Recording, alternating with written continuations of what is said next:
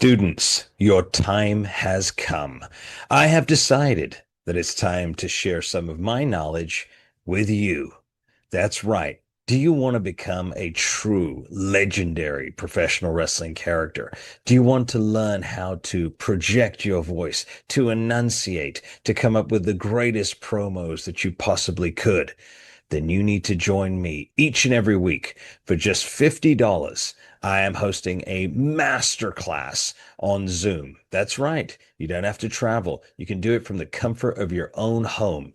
I will teach you how to become the greatest character you can be. I will help you discover who you truly are. I will help you with taglines, promos, etc., etc. Join me for just $50 a week in a masterclass of wrestling character development. There's a reason they call us the masters of wrestling. Welcome, wrestling fashionistas, to this Stylin' the Podcast. I'm one of your co-stars, the Master Amir, joined by my co-star, the namesake of the show itself. He is a former WWE Tag Team Champion. He is a WWE and AEW superstar. He is the stylist, Rico Casatino. Hello, everybody. Welcome to our live show. I hope you're having an amazing day. I'm having an amazing day here, relaxing, and can't wait to get into our topics. It's going to be an amazing discussion. It's going to be, dare I say, a very heated discussion today, gentlemen. Of course, at the top of our screen, we have all the way from Canada, ladies and gentlemen. He is the bodacious suave, Matthew Jacobs. Hello, everyone. Heated. Let's go. Get right into it. It's going to be heated. So anybody out there watching, we're going to be discussing the Triple H Vince Russo situation, which is heating up, turning into a modern day wrestling war. This kind of reminds me of the 90s, gentlemen. This reminds me of the Monday Night Wars all over again. And who do we have to thank for it? My Uncle Paul. Uncle Paul. And one of our dear friends, Vince Russo. Get your super chats, your super thanks ready. If you want to ask a question, if you want to appear with us live here, pose your question, hit it with a super chat, and we will address it right here. So, Rico, Matthew, we've all seen the videos. We all know what took place last week. Rico, I want to remind everybody, you started John Cena's career in many ways. You brought him in. You were in his camp, his team. You debuted the prototype in OVW. And now you've watched the ending of this man's career. First of all, what did you think of the way that John went out? I thought his slogan was never quit. Right? What did he do? Yeah, but he smiled. Yeah. He smiled. I mean, what are you trying to tell everybody? Is that a one of those? I don't know. Like I said, I wasn't there, and I don't know what was going on in the back. Is this another screw Bret Hart type of timeline? Screw the fans is what it seems. Well, like I said, is this the same thing? Mm-hmm. You know, that okay, I'm going to go out and I'm going to say something, and he said it through his actions. Mm-hmm. You know, and I don't think Michael Cole helped. No, he didn't. He didn't help, because what did he say? So I don't know. I didn't catch this until I watched it again yesterday, because, you know, obviously I can't stomach some of this stuff. Bodacious Suave and Rico. I have to only, take it in snippets. Otherwise I will vomit. But nonetheless, Michael Cole said when Cena tapped out, it's the end of sports entertainment. This is the phrase that Vince McMahon coined. It's the end of sports entertainment, and Gunther is the future of professional wrestling. Wow, what a statement. What a reveal in just the one line.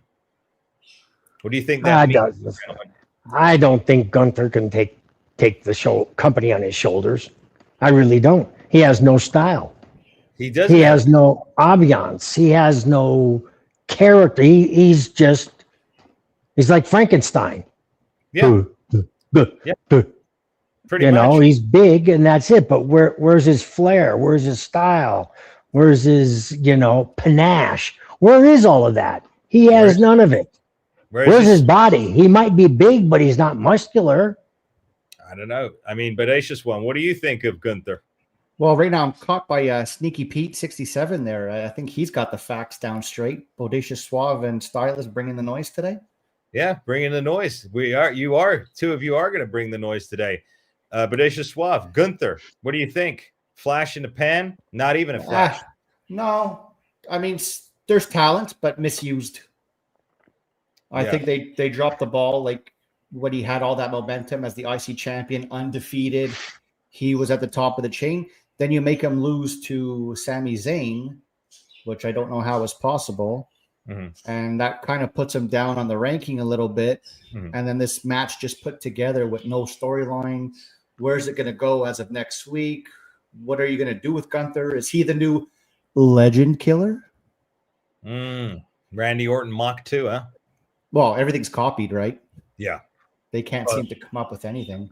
Well, I don't know. This didn't seem copied. I don't know a time before where someone smiled. But the bigger point I want to hit here, and viewers, I want you to chime in on this too, is that key word. He said, this is the end of sports entertainment, and that is the future of professional wrestling. Now, sports entertainment, again, I want to bring this up.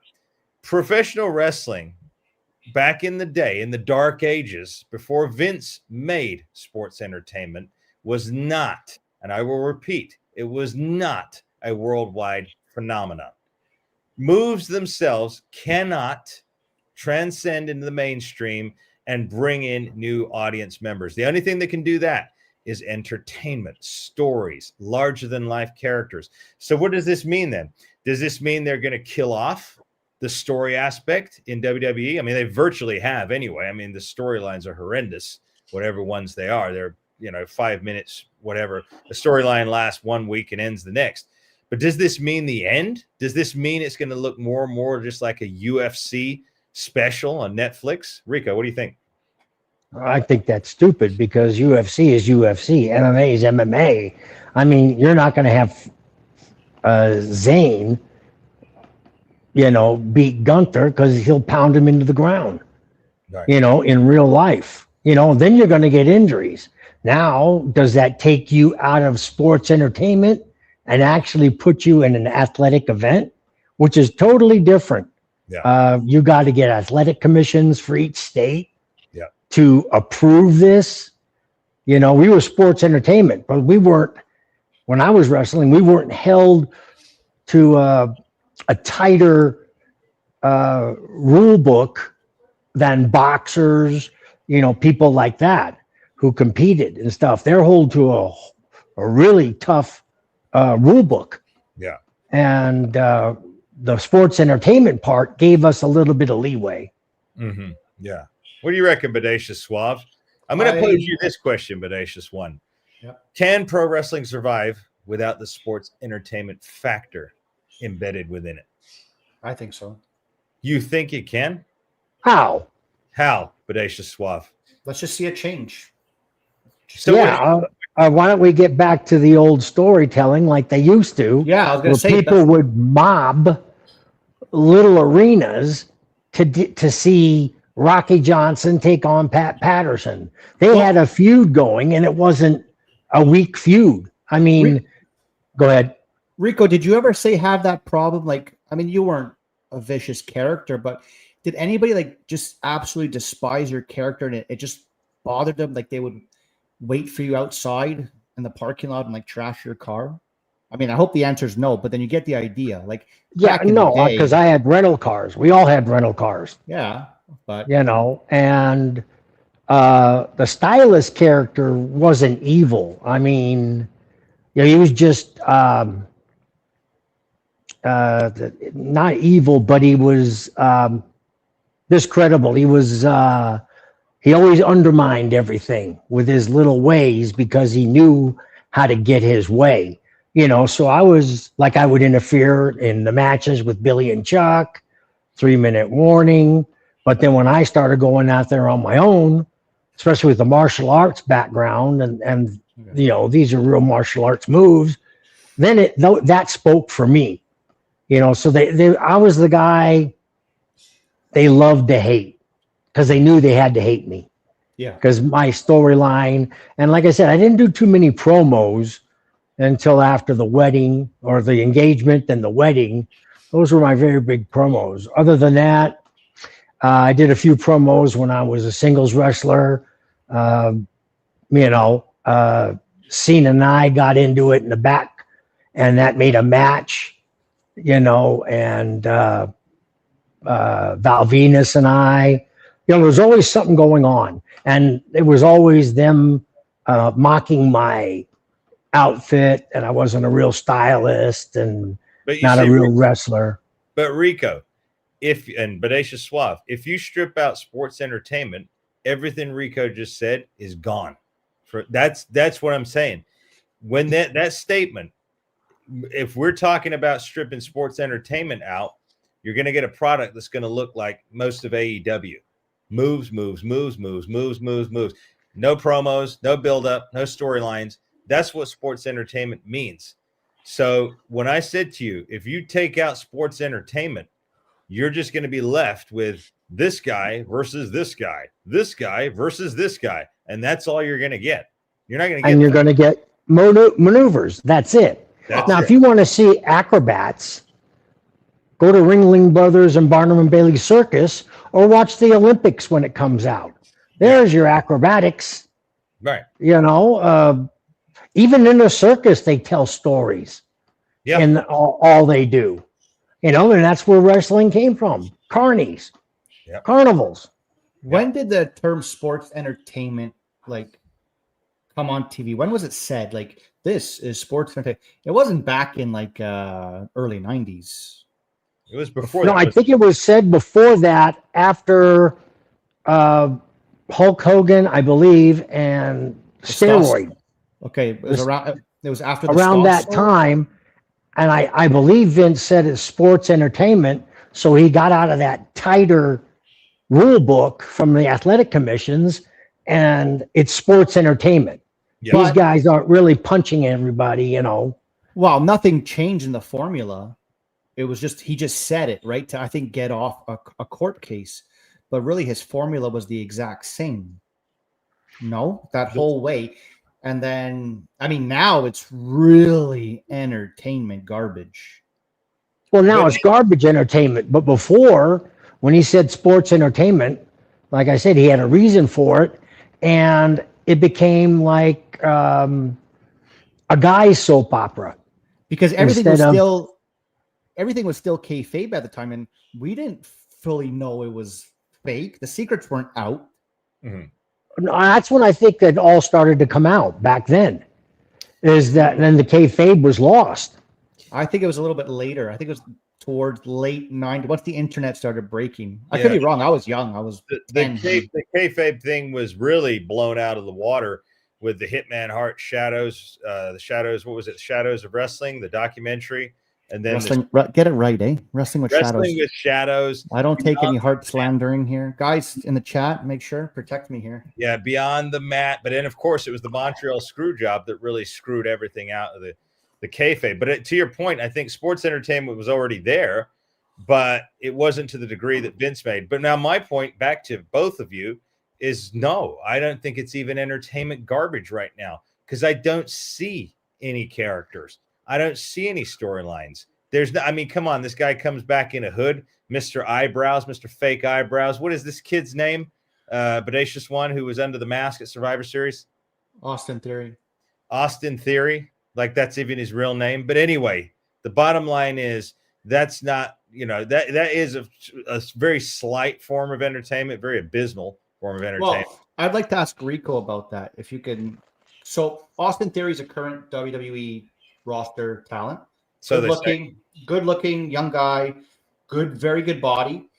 But I think he was pushed by Vince before Vince left. Like Vince was like, I love this kid. Ah. And then Triple H comes in and suddenly disappears. I believe, I could be wrong. Right now we're going into kind of high season of wrestling, right? Royal Rumble's coming and then WrestleMania, blah, blah, blah. Purportedly, Bodacious Swap. So we got to think of something new. Okay, let's push this guy and try to create something. But my question is, I don't think it got anyone excited because he wasn't like a main draw when Vince was pushing him. I mean, people recognized him, and yes, but he wasn't up here. So if you push someone who's been off TV for so long and someone that wasn't pushed, and now we see you're being pushed, aren't we kind of like, well, okay, whatever? It's kind of, it doesn't make sense, Rico.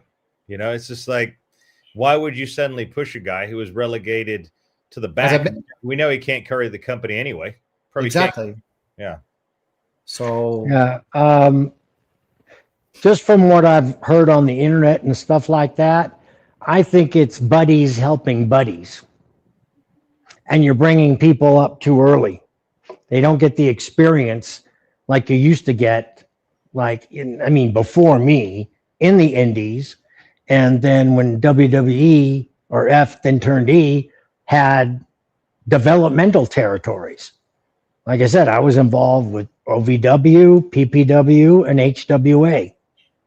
You know, so I was wrestling in 3 different organizations, picking up, suggestions and learning from 3 different territories.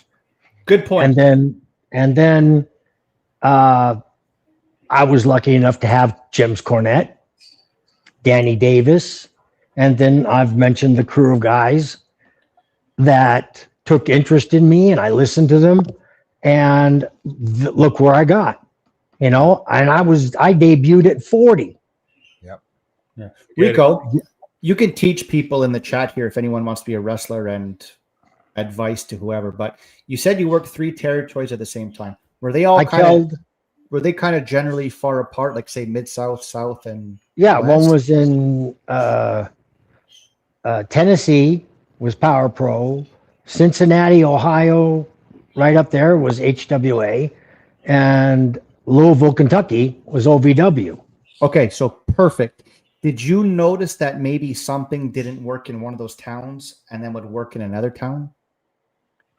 No, I didn't change my character.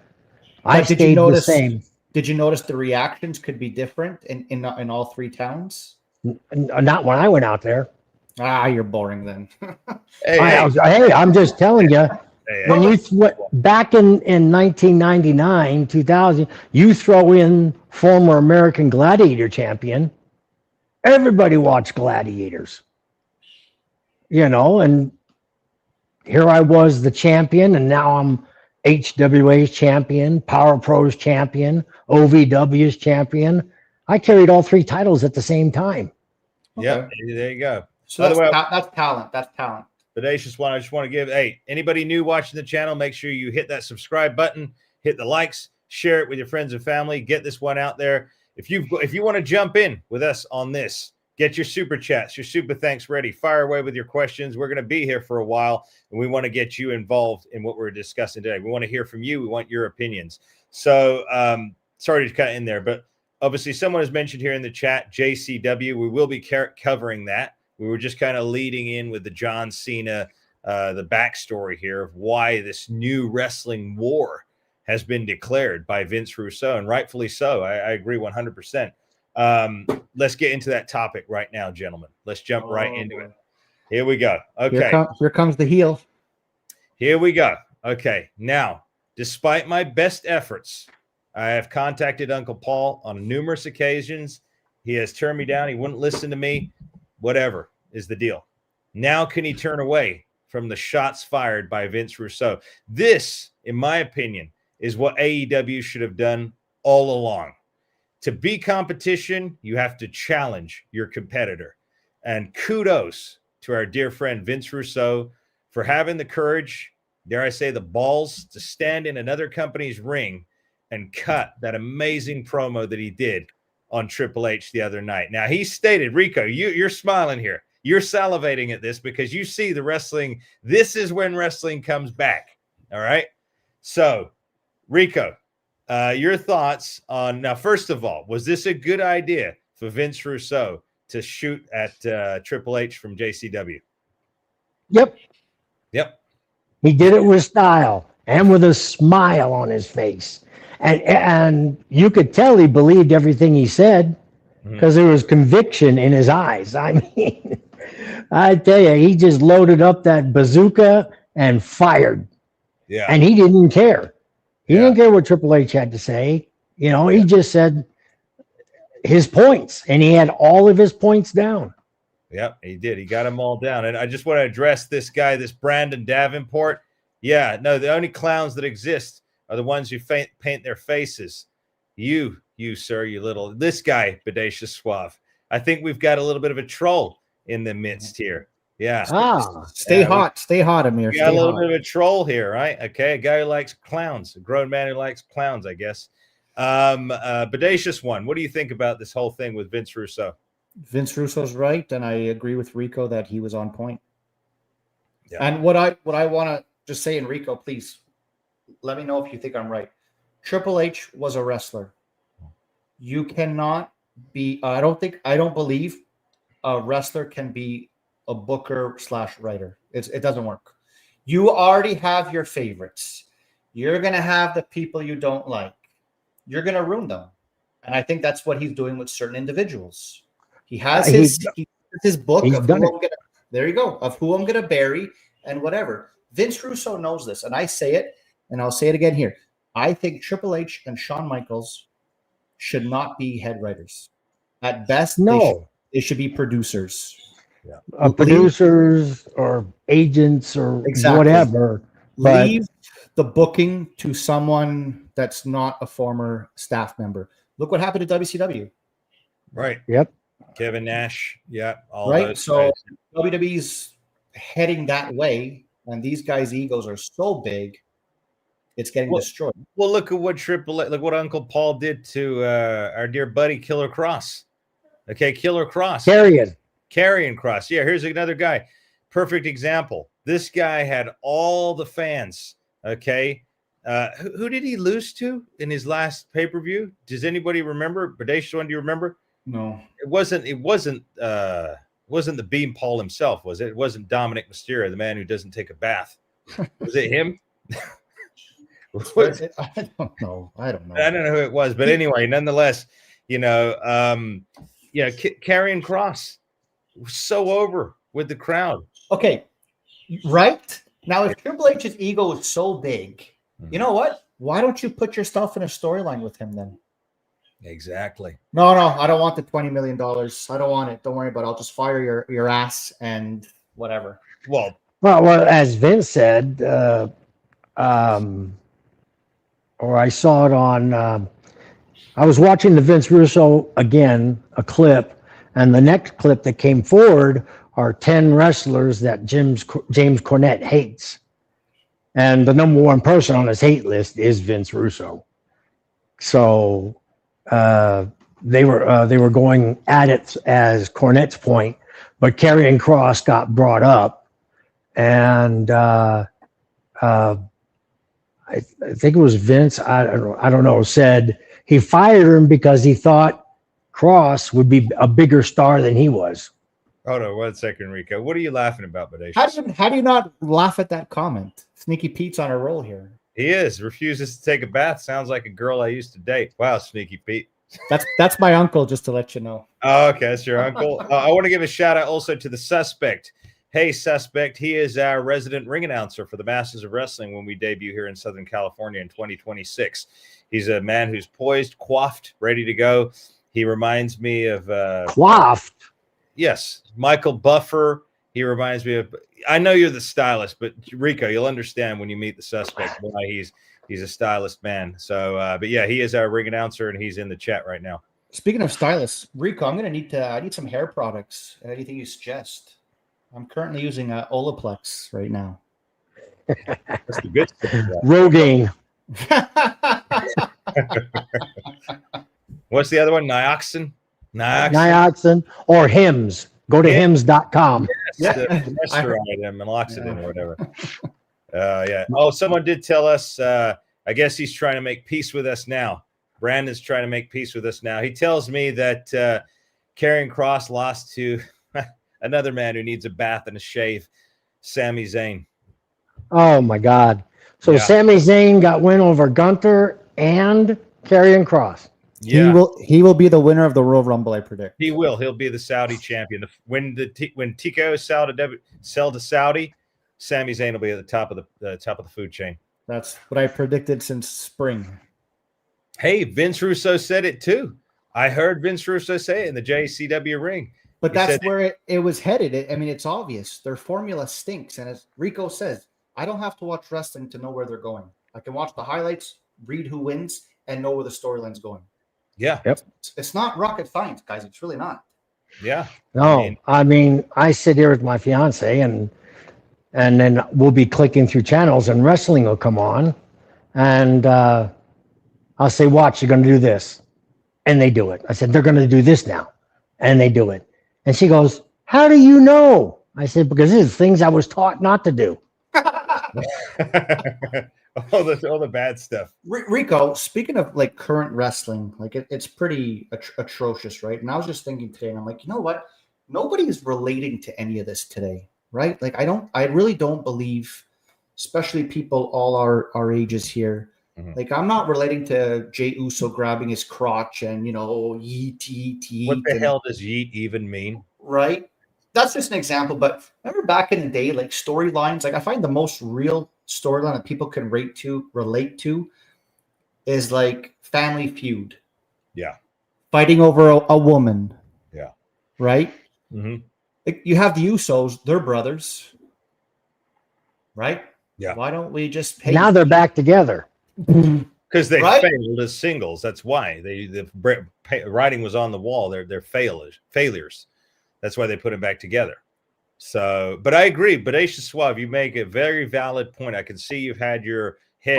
My head doesn't stop. But don't worry. You're going to see probably by March this will be on TV because your Uncle Paul's listening and he's going to steal his idea because he doesn't know what the hell he's doing. Well, I'll tell you who else is listening, and that's Vinny Russo. Vince is listening. Our dear friend Vince Russo, and let's just say something may be brewing there, but we'll see. Only time will tell. I guarantee you, Triple H saw what he said. WWE has ears. Oh yeah, if he didn't see it, one of the flunkies showed it to him. Yeah, someone did say. Someone said in the chat right now. Good point. They said many people can relate to wrestlers these days because none of them. Oh boy. I like this guy right here, or girl, whoever this is. None of them are larger than life characters anymore. Wow, what a statement. What a statement. Yeah, and that was Jim Cornette's philosophy. Mm-hmm. You had to work out. You had to, look like you were a pro athlete. Yeah. Like John Moxley. Why was he so famous? I mean, look, he has an average body. He's his hair for years. That helps. So you had his face.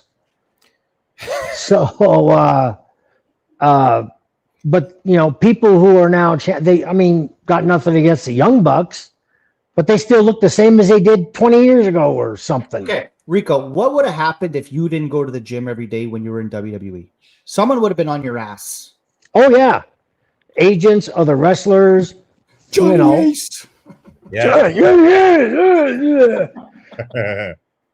I don't know if he would be on my ass or try to get in my ass. I don't know. Damn, Rico. What a statement and a half. What breaking news we are revealing here on Style in the Podcast here.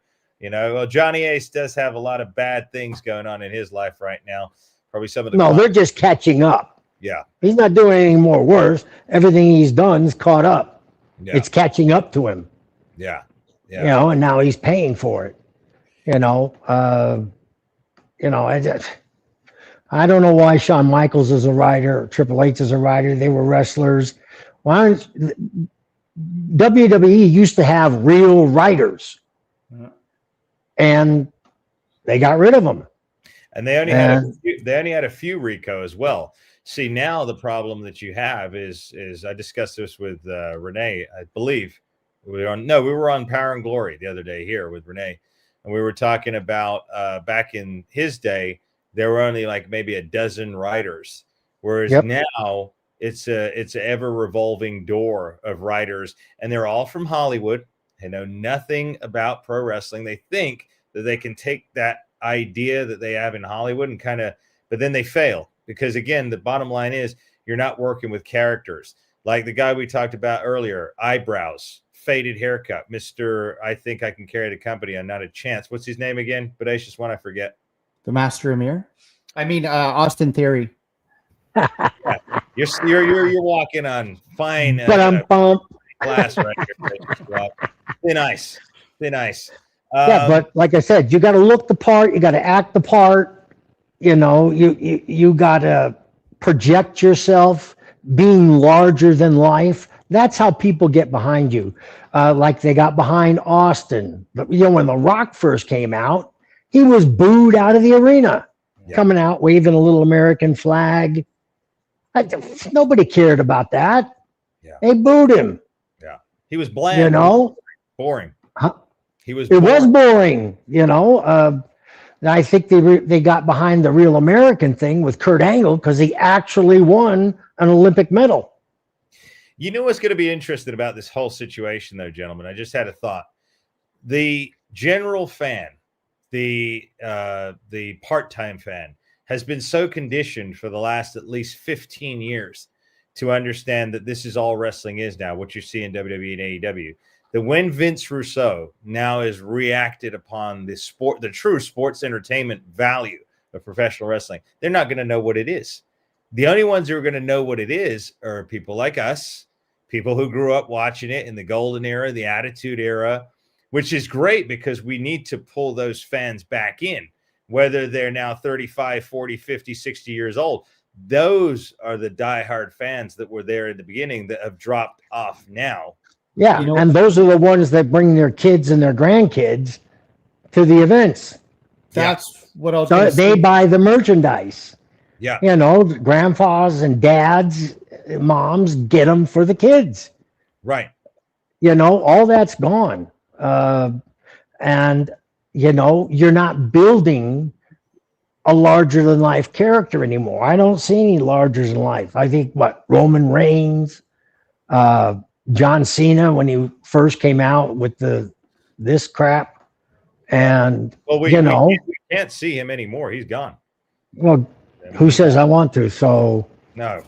In fact, to tell you the truth, I haven't spoke to John since 2005. That's criminal. He's never reached out to me, and I still have the same phone number I had when I was a wrestler.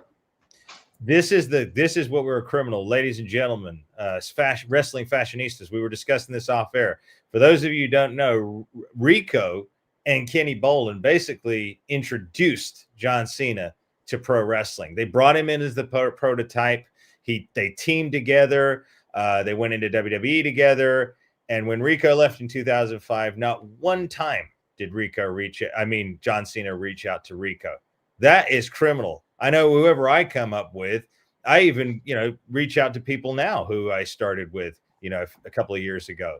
I don't forget. You don't forget where you come from. But Hollywood has an interesting way of weaving its way through your mind. It's like in Stargate when the Goa'uld weave their way through the minds and corrupted people, or Stranger Things, as Will Byers is experiencing right now. Yeah, it kind of corrupts your mind. And but actually, Rico, I want to bring up something else. So John Cena is trying to cover up the whole smile thing. He recently went on a podcast with Mr. Street Fighter 2, Mr. Guile himself, from one of the greatest wrestling legacies of all time. Bodacious one, I know you know where I'm going with this. Cody Rhodes. Okay. He went on a podcast with Cody Rhodes, and he was trying to say that the reason he did the smile was because he was trying to convey the message that my character's dying on screen. And I wanted to smile to connect with everybody in the front row, to let them know that even though I was dying, I was okay. It was like Bullshit. A movie. Yes. Bullshit. Yes. Bullshit. So our dear friend who's going to be joining us on the Ultimate Truth podcast that we're going to launch soon, Mikey T, for a journalist, former journalist in the world of wrestling. He's going to be joining us. He texted me and he said, yeah, wrestling is not Star Wars, pal. So yeah, John Cena, what are you talking about? It's not Star Wars. You're not saying goodbye. You're not Luke Skywalker or Darth Vader. Yeah. I'm just wondering, what do you guys think? He's big on the Make-A-Wish, eh? Yes. There must have been at least one Make-A-Wish kid in that building. At least. Okay. I bet you that Make-A-Wish kid says, John, I wish you win tonight for me. Oh yeah, I'm sure. And WWE had the balls to do that. Did you see the crowd reactions when he lost? Because it makes no sense. It makes no Yeah. sense. They weren't. It was a pissed off reaction. Like, are you kidding me? Like Sin Bodhi said, Rico, come on. Who the hell gives up in a sleeper? Right. You go to sleep. Right? And if it's an alleged chokehold, the ref is supposed to get under there and check it. And if it is a chokehold, break it. Did you not see the space Yeah. that there was? Yeah. Yeah. And his mouth was obviously open. When you're choking someone, the mouth closes. Right. Yeah. And the ginger tap of checking my, like, oh, I love you. Like, what the hell is this? No, it was the dumbest thing I've ever seen. If you got your super chat, your super thanks, load them up. Get ready. We're going to be here for a while, so we want you to engage with us. Give those in. We'll answer your questions live on screen. Give you a shout out. That's what we're here for. So, but yeah, the whole tap out and everything else. It seems like John now going on Cody Rhodes' podcast is him just trying to do a PR job and cover it up because they know they goofed. That's WWE though, because they own the podcast. So Mr. Bruce Pritchard for sure.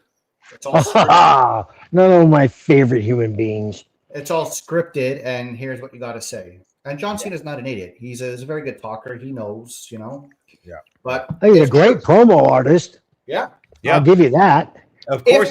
If John Cena, my thing when I saw it, John Cena shouldn't have tapped. I thought right away Stone Cold, Bret Hart, WrestleMania 13.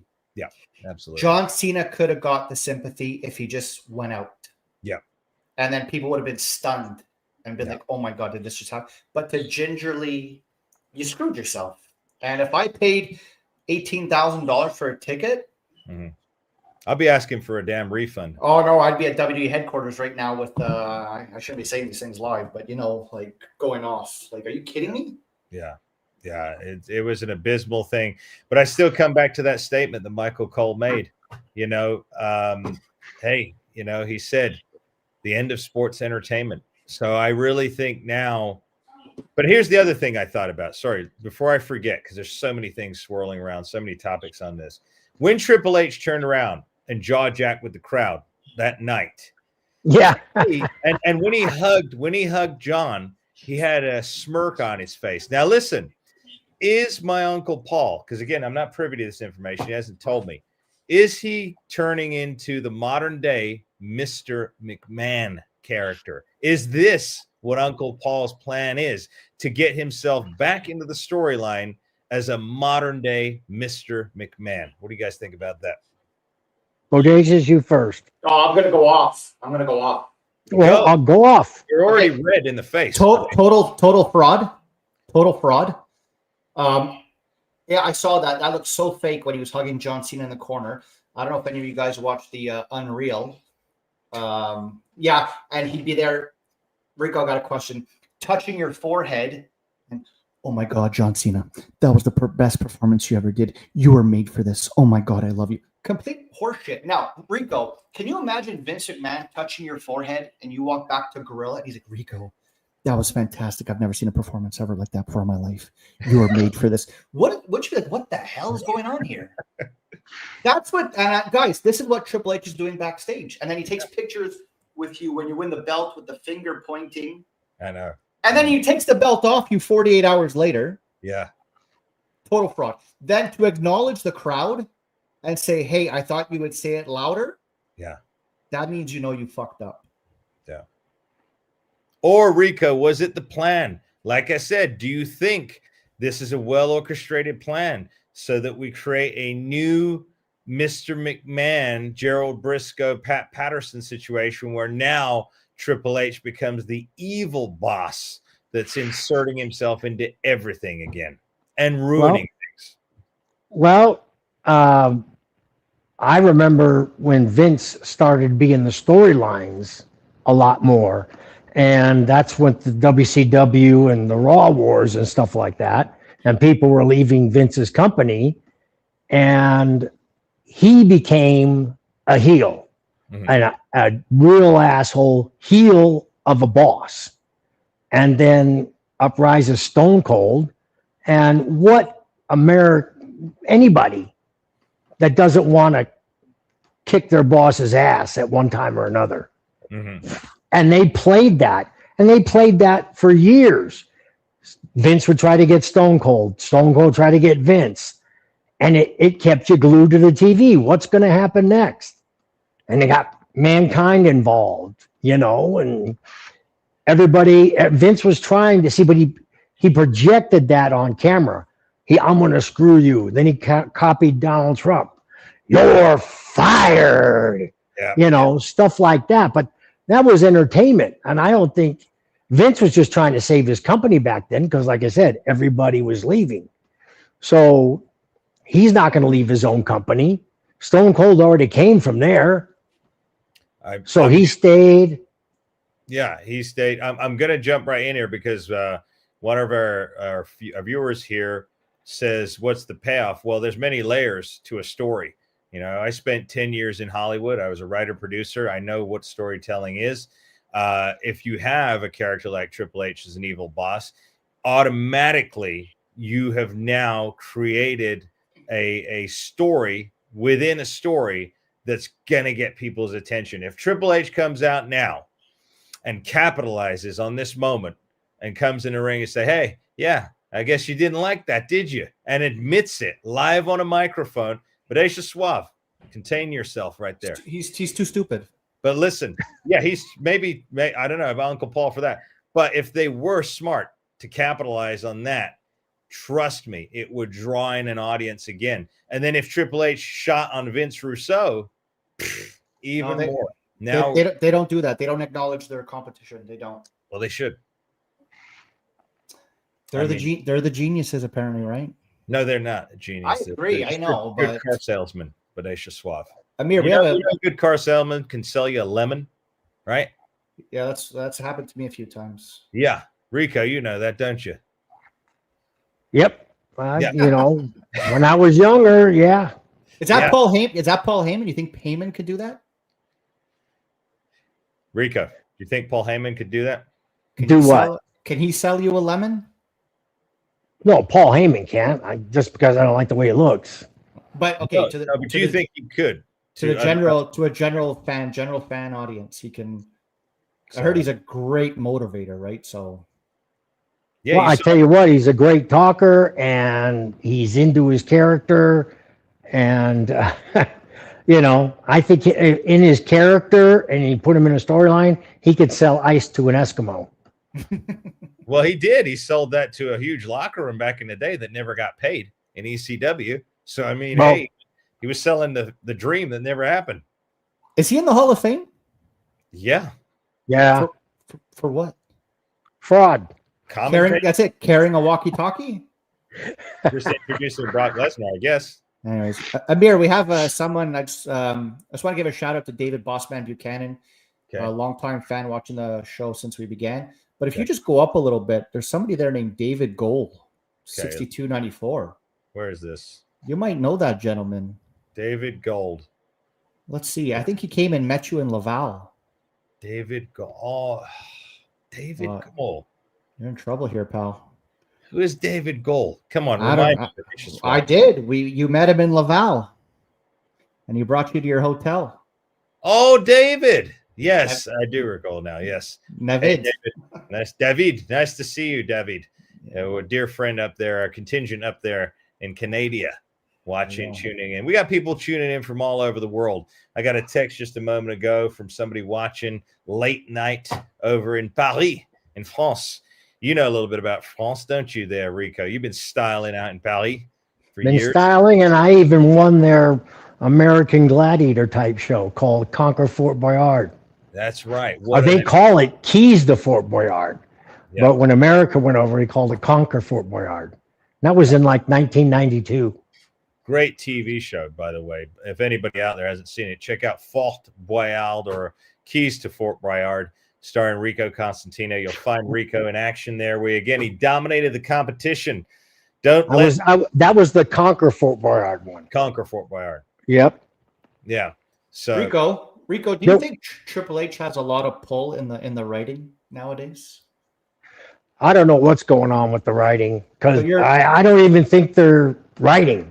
I think they just get in a room and say, okay, let's put him with him. No storyline, no nothing, not nothing. because You I know, they mean, just for John Cena to lose, like I see it, you lose on your way out, but they made him lose his final 2 matches, which I find a little odd. To the beanpole. I will bring that up again. yeah. And Well, you don't think Triple H could have like say fought for John Cena to if there's somebody above him and say, hey, listen, I don't think this is a good idea. Let him have his moment. We got the sick kids here, like there was no benefit to how that all went. no. Well, I remember in HWA when I was getting called up, I had to drop all 3 titles. But you were going up at the time. I was going up, yeah. But in OVW, I lost to Kenny Bolin in a loser leaves town match. You know, of course he cheated, but you know that's the way they end one career and start another career. I can't make any sense on how strong John Cena was as a face and let him go out like that. I don't understand that.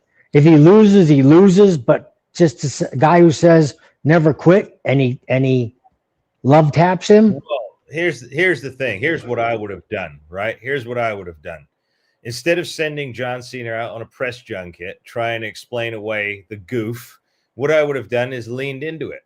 I would have had John lose that match, flip the switch, go back into heel mode on his way out, and then in the press junket said, I told you that I was going to kill pro wrestling on the way out, and just play it like that, and then build somebody else up in the background who's going to bring professional wrestling back up to the prominence. That's how I would have done it. Instead, they goofed it. They should have kept to the story because they already planted that story way back at the beginning of the year. He said he was going to destroy wrestling on the way out. Well, he did. WWE, he did. So he did exactly what he said, but they didn't capitalize on it. They fumbled the whole year from beginning to end. WrestleMania was one of the biggest botches in Las Vegas. Rico, you and I were there at WrestleMania time this past year. We weren't at the show. Don't get us wrong, ladies and gentlemen. We did not buy tickets. We were not there, but we were in the vicinity signing autographs, greeting fans and what have you. But yeah, they botched it. The Rock said he was coming for somebody's soul. That never had a payoff. None of that. The final boss, none of that. Instead, The Rock, Dwayne Johnson, Rocky Maivia, just comes out and does a post on YouTube thanking John for all his success. There's no payoff. What the hell? What happened to the final boss? What happened to all this? Instead, we got that rapper, that little twerp, Travis Scott, come out and fumble the main event at WrestleMania. The whole year, John Cena's final run was just a botch. And I want to address a point here by one of our fans. He said a demoralization ritual of John Cena. I did think the same thing. It was a ritual. When you watch the end of the match, John Cena takes off his Nikes. He doesn't even wear wrestling boots.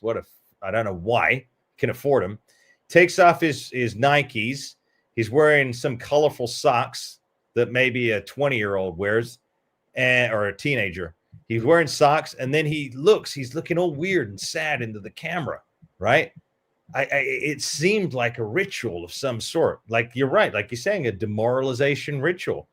Could it be a little ritual from Hollywood? Rico, you and I know the Hollywood is laden with weird stuff like that. I know, but I know John Cena, and every time we went somewhere when we were up on, getting on the main roster, yeah, whatever town we were in, he had the colors of the local college.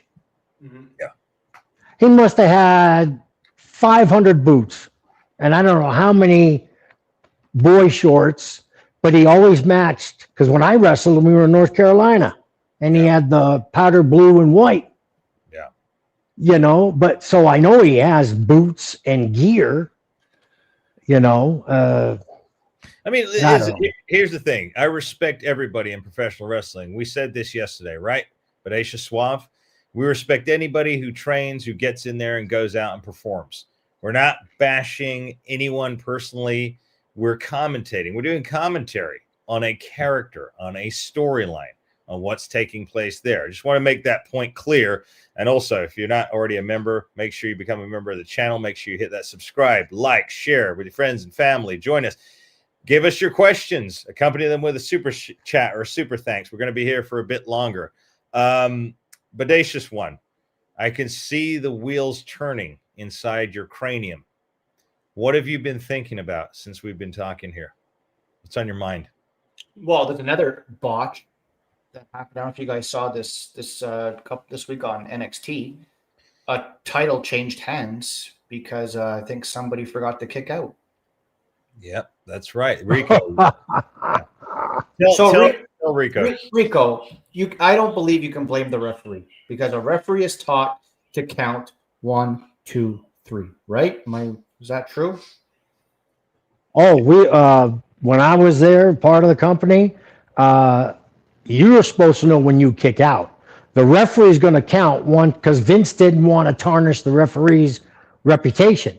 Right. So he says if you lose and it's not the go home time, it's on you. It's not on the other guy. It's up for you to kick out.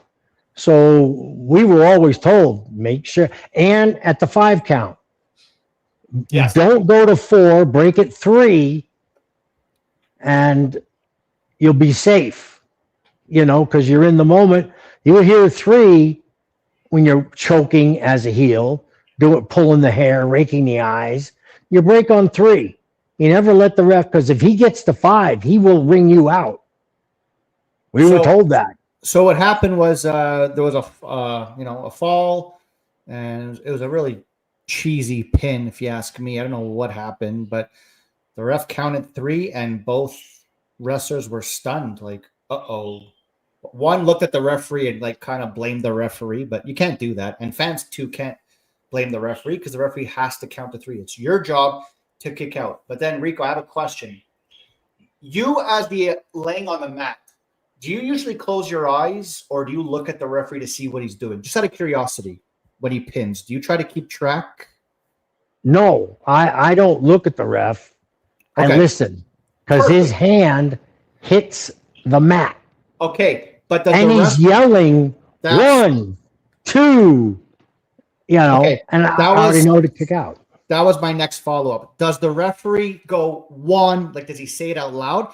Because says it real loud. Okay, because I know sometimes when the referees come and they run and jump to do the pin, maybe when their knee hits the mat, you laying down, you might think that's the 1 count, right? If it is, then I kick out on 1.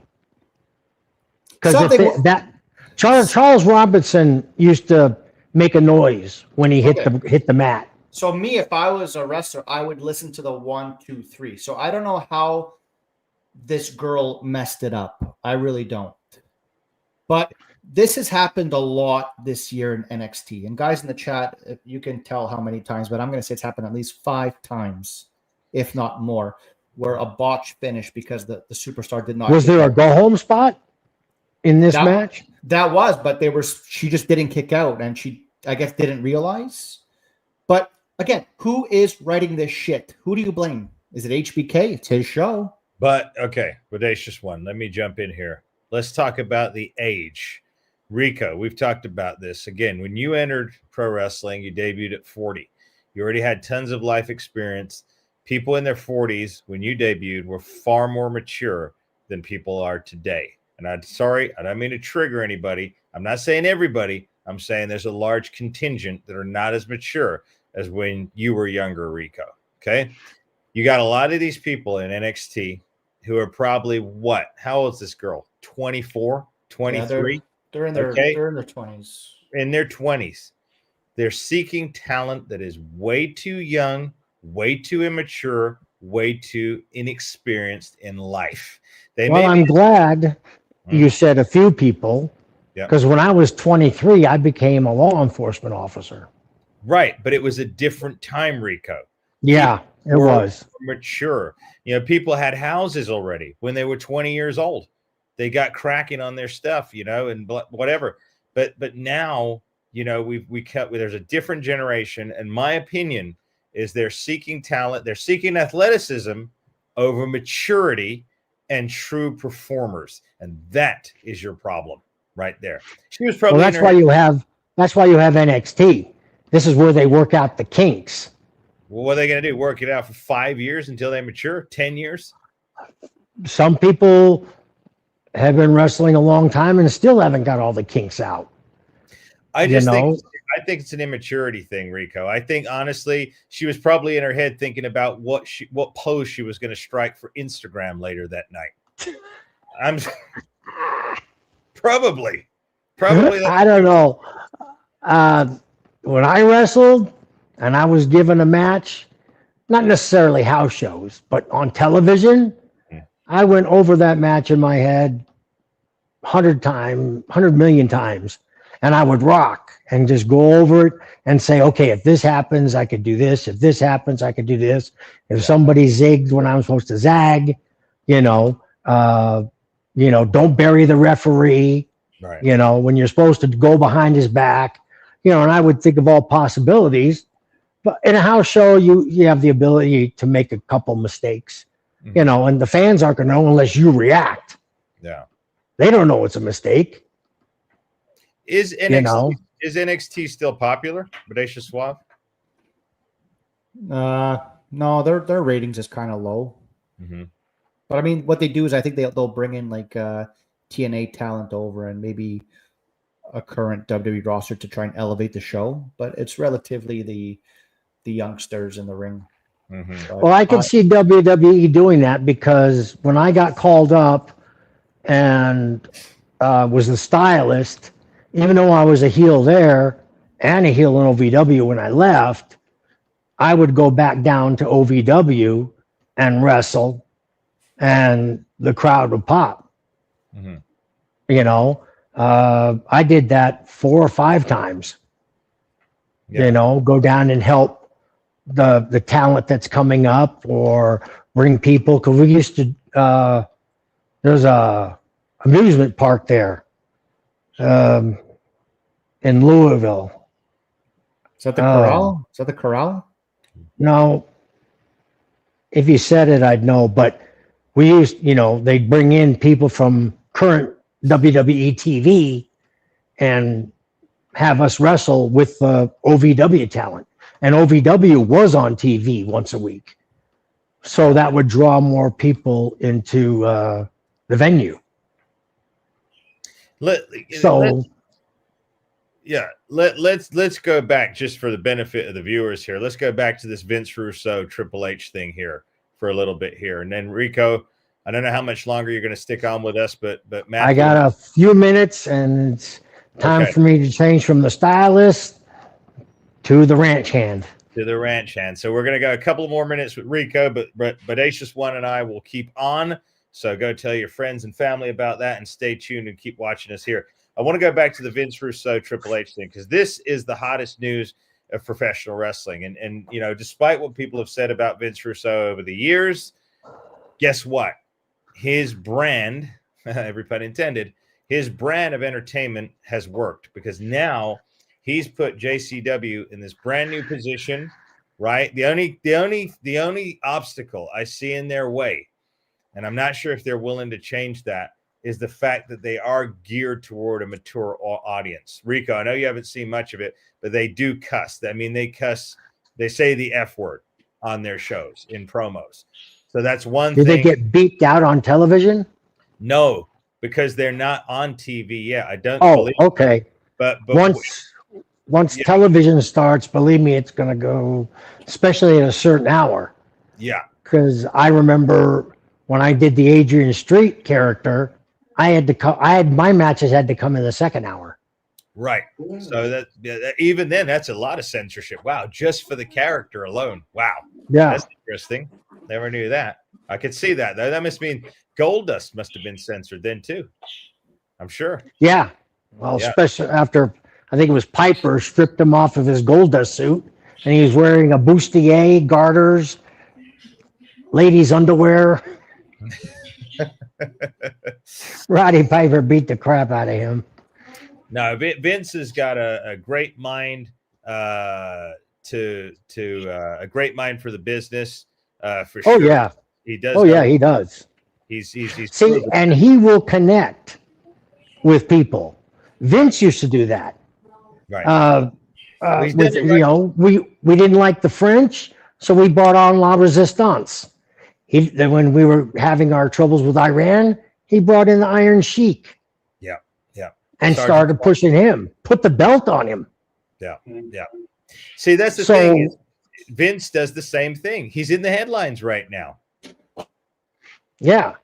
And I even though the difference between Vince and James is Jimmy will not move forward in the future. He still does things like it was in the past. Mm-hmm. Vince is more, he's moved forward and trying to take the business to a new level type thing. Do you understand what I'm saying? I understand what you're saying. But Yeah, I think, he'll put his pulse on the system or whatever and see what triggers people, good or bad, and then he'll make a storyline out of it. What Vince has done, what Vince Russo I'm talking about, is in one fail sweep within a couple of weeks only, back in a wrestling ring after 20 years, he's in the headlines.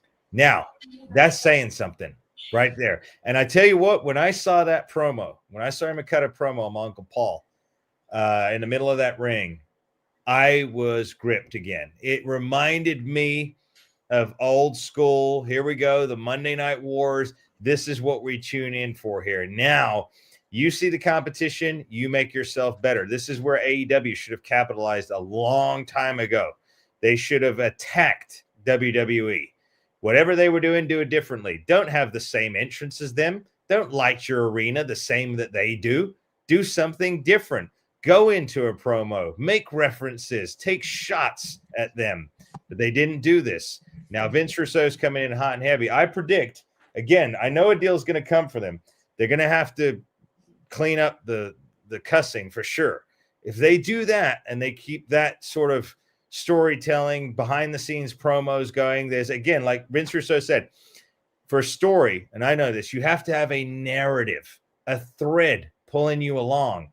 WWE and AEW don't have threads. They don't have a narrative. There's no major propelling story that's pulling all the matches forward. It's just match. And that's it. Yep. In a nutshell. Yep. What I was told when I was in OVW, a house show leads to television shows. Television shows lead to pay-per-views. Yes. And all the pay-per-views lead to one road. Yeah. WrestleMania. Yeah. And you need to pull the people through the house shows, through the television, through the pay-per-view, all of them. You got to maintain a story. Yeah. And that's what gets them to WrestleMania. Yeah. Because they've been listening to this story for a year. And then WrestleMania, that's when everything starts new. And they repeat the same thing all year. They get two guys together, a feud, and then they have sub feuds that go along with it. And then you got, your low card guys. And I was a mid card guy, so I knew what my story would do.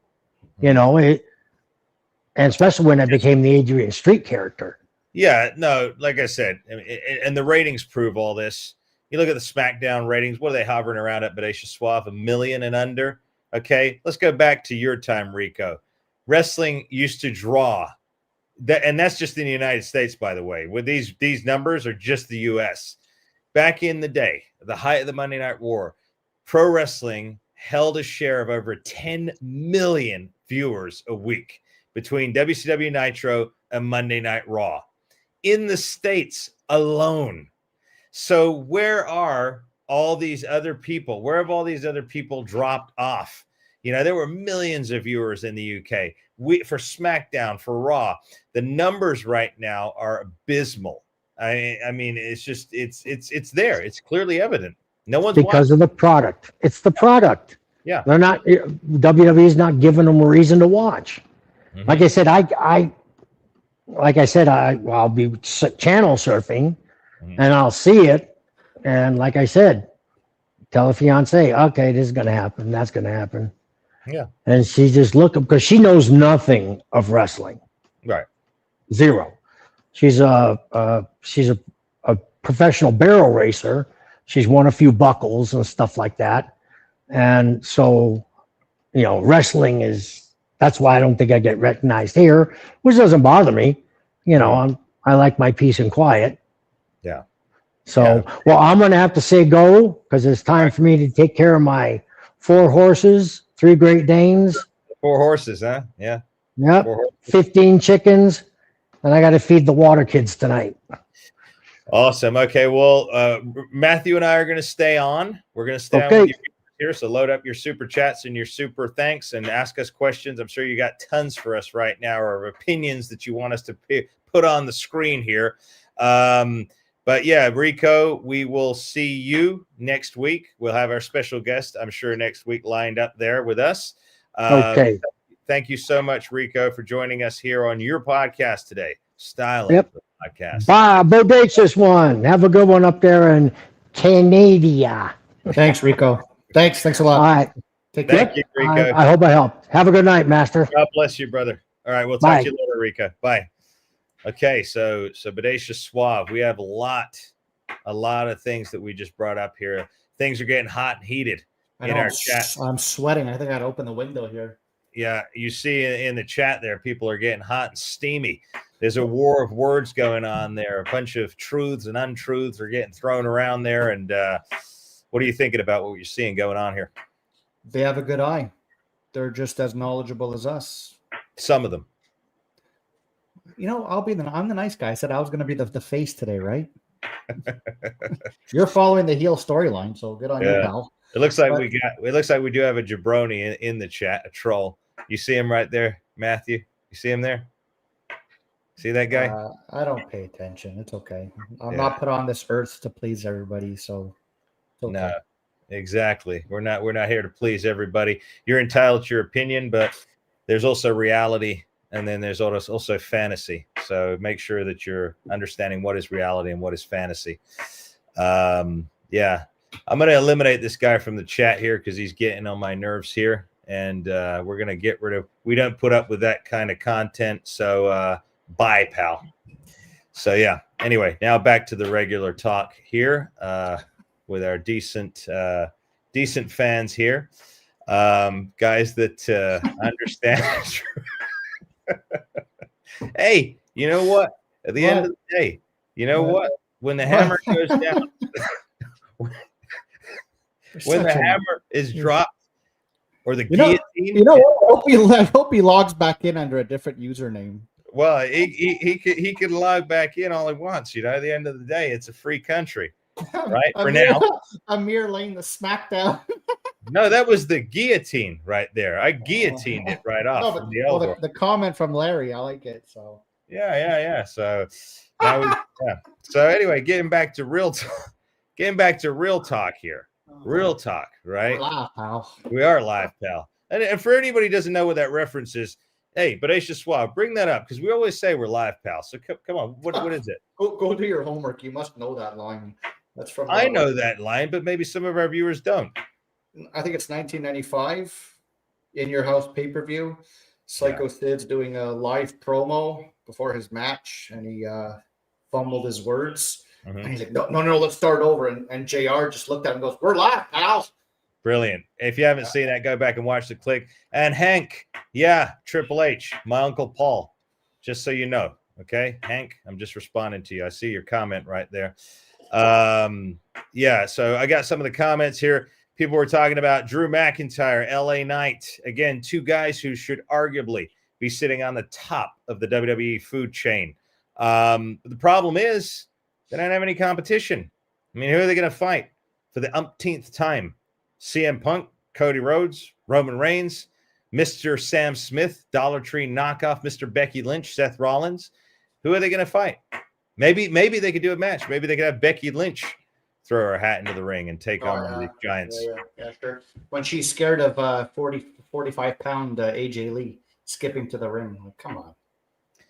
Well, come on. But you're called the man, and you're scared of a girl skipping to the ring, and you're like, oh, it just drives me nuts. I don't know, man. I don't know what, I don't know what. I think, like I said, when you lay out a story, you're supposed to lay it out and think about it from beginning to end. I saw an interview with the Duffer Brothers talking about Stranger Things. Of course, I'm a big fan of Stranger Things coming up next week, second half of the final season.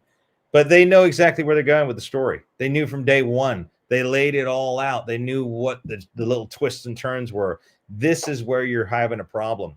If you had a board meeting at the beginning of the year in a wrestling company and said, okay, this is where I want to go midway and at the end of the year, this is our whole 12 months mapped out, then you don't have a problem. You make tweaks here and there if the audience aren't getting it, but you have an overall arc of where you're going with your story. And that's what's been missing. And that's why it looks discombobulated. Well, you're a former Hollywood writer, right? Yep. It'll be what, a year and a week and a half of Netflix taking over? Yep. You think it was successful? Absolutely not. I think it looks exactly the same as what it did a year and a year and 7 months ago when it was still on TV. I agree, because I don't see any change in their formula whatsoever. Mm-hmm. It's just constant recycled trash. Mm-hmm. No new talent, no new stars being developed. Your whole top, 5, 6 stars are all 45 and up. Mm-hmm. So that tells me you can't develop anybody. But it looks like they're trying to push Austin Theory. But we'll see where that goes. But Matthew, let's talk about this for a minute here. Okay, we've said it before. You've got, how many names can we name off that are in the top in the WWE? You got this guy, Eyebrows, Austin Theory, right? Mm-hmm. You've got Roman Reigns. You've got Drew McIntyre. You got CM Punk, Cody Rhodes. You have who else? AJ Styles, Randy Orton. LA Knight, Randy Orton, AJ Styles. Who else? Brock Lesnar. These guys are on their way out. Okay. Who else? CM Punk, we said. Yep. Cody Rhodes. Okay. I don't know. The Samoans, there's like 100 of them. Okay. You got the Samoan dynasty or the Samoan island. And then the rest don't even make TV. They just sit in catering and watch the monitors all night. Okay. So we had a difficult time listing names. So let's go through the golden era. Okay. At one time. The floor's yours. Go. Mr. Perfect. Bret the Hitman Hart, the British Bulldog, the Undertaker, the $1 Million Man Ted DiBiase, Jake the Snake Roberts, the Barbarian, the Warlord, the Bushwhackers, the Beverly Brothers, the Nasty Boys, the Legion of Doom, Rick the Model Martel, the Rockers, Earthquake, Dino Bravo, Tugboat, the Mountie. Jim, that's a nice teleprompter you have in front of you, pal? I'm not watching it, I'm looking at you, right? So again, right there, I didn't even have to think. I didn't have to reach to list off guys that are at the top or what is considered the mid card. You and I just now had to reach for names. We had to reach and scratch our heads thinking, who? So that tells me that, again, there's no effort that's been put into 75% of these characters because I don't know who they are. And we've seen them. We see them all the time. Heck, Logan Paul, but we completely forgot about him because obviously he's not that important. That's the thing. They're not creating any wow moments. They're creating wow moves for 3 seconds, and then nobody remembers any of this stuff. I see some of our fans here, some in Jacob Fatu. Yeah, he's a great wrestler. In fact, he's won it now, but again, he's not getting enough of a push because otherwise we would have remembered, right? He needs to be more front and center. Now, he's a traditional pro wrestling character. I do like him. All right. I know there's a lot of people we don't like, but I do like him. I do like Drew. I do like, I like CM Punk to a point. There are LA Knight, of course. I like LA Knight. I like Karrion Kross. Nothing but great things to say about these characters, but we need more. This is what I was trying to make when I illustrated that point, talking about the golden era. I could list off more. We could go on. And you can name a ton of good matches and moments, right? Yeah. I seriously cannot, and I'm not kidding, guys. I've had this conversation with other people off camera. I cannot tell you a wow moment in the last 10 years. I cannot. Right. Yeah. Because it's the same thing. It's Roman Reigns versus Seth Rollins for the 105th time. It's AJ Styles versus this person 105 times. There's no story. It means nothing. There's no, like, I don't know. If I beat you, like, no consequence. If I beat you, well, I'm going to, take your girlfriend. And it's just nothing. Nothing makes sense. It's just a match with no meaning. Right. You have to have a backstory to something. If somebody has something they bring to the ring that means something to them, a family heirloom or whatever it is, it could be a small little story plot point like that. That has to be taken, like you said, somebody's mom or something like that, or even that angle, as ridiculous as it seemed back in the time. Dominic Mysterio, the man who doesn't bathe himself, that he was the illegitimate son of Eddie Guerrero. Fantastic. Okay, now you've created a story other than Rey Mysterio accidentally bumps into Eddie Guerrero in the locker room, which, by the way, there's no interview set anymore, which, again, that's another pet peeve of mine. I used to love those beautiful interview sets, Bodacious Suave. Remember SummerSlam when they had the SummerSlam logo behind and Mean Gene would interview the guys? It was all proper. It was all perfectly lit. You didn't hear the ruckus of the arena behind you while you're trying to hear what the guy's saying. I mean, whoever's bright idea was to do that, I mean, I don't know. That's not exactly genius, but I digress. It was a plot point that wasn't just two guys bumped into each other backstage.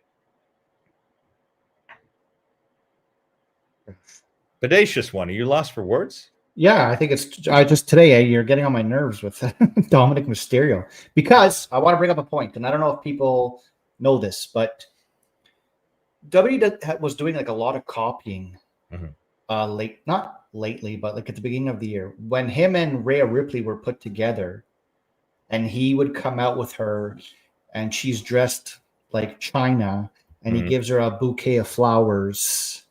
Go look back to 2002. That was Eddie Guerrero and China. Okay. Yes. Right? Yes, it was a complete rip-off. Mamacita. Yeah. And what's Rhea Ripley called now? Mammy? Mammy, yes. Jeez, I wonder where that came from. Once again, recycled formula. We got a super chat here. Yes, somebody, again, use your super chats.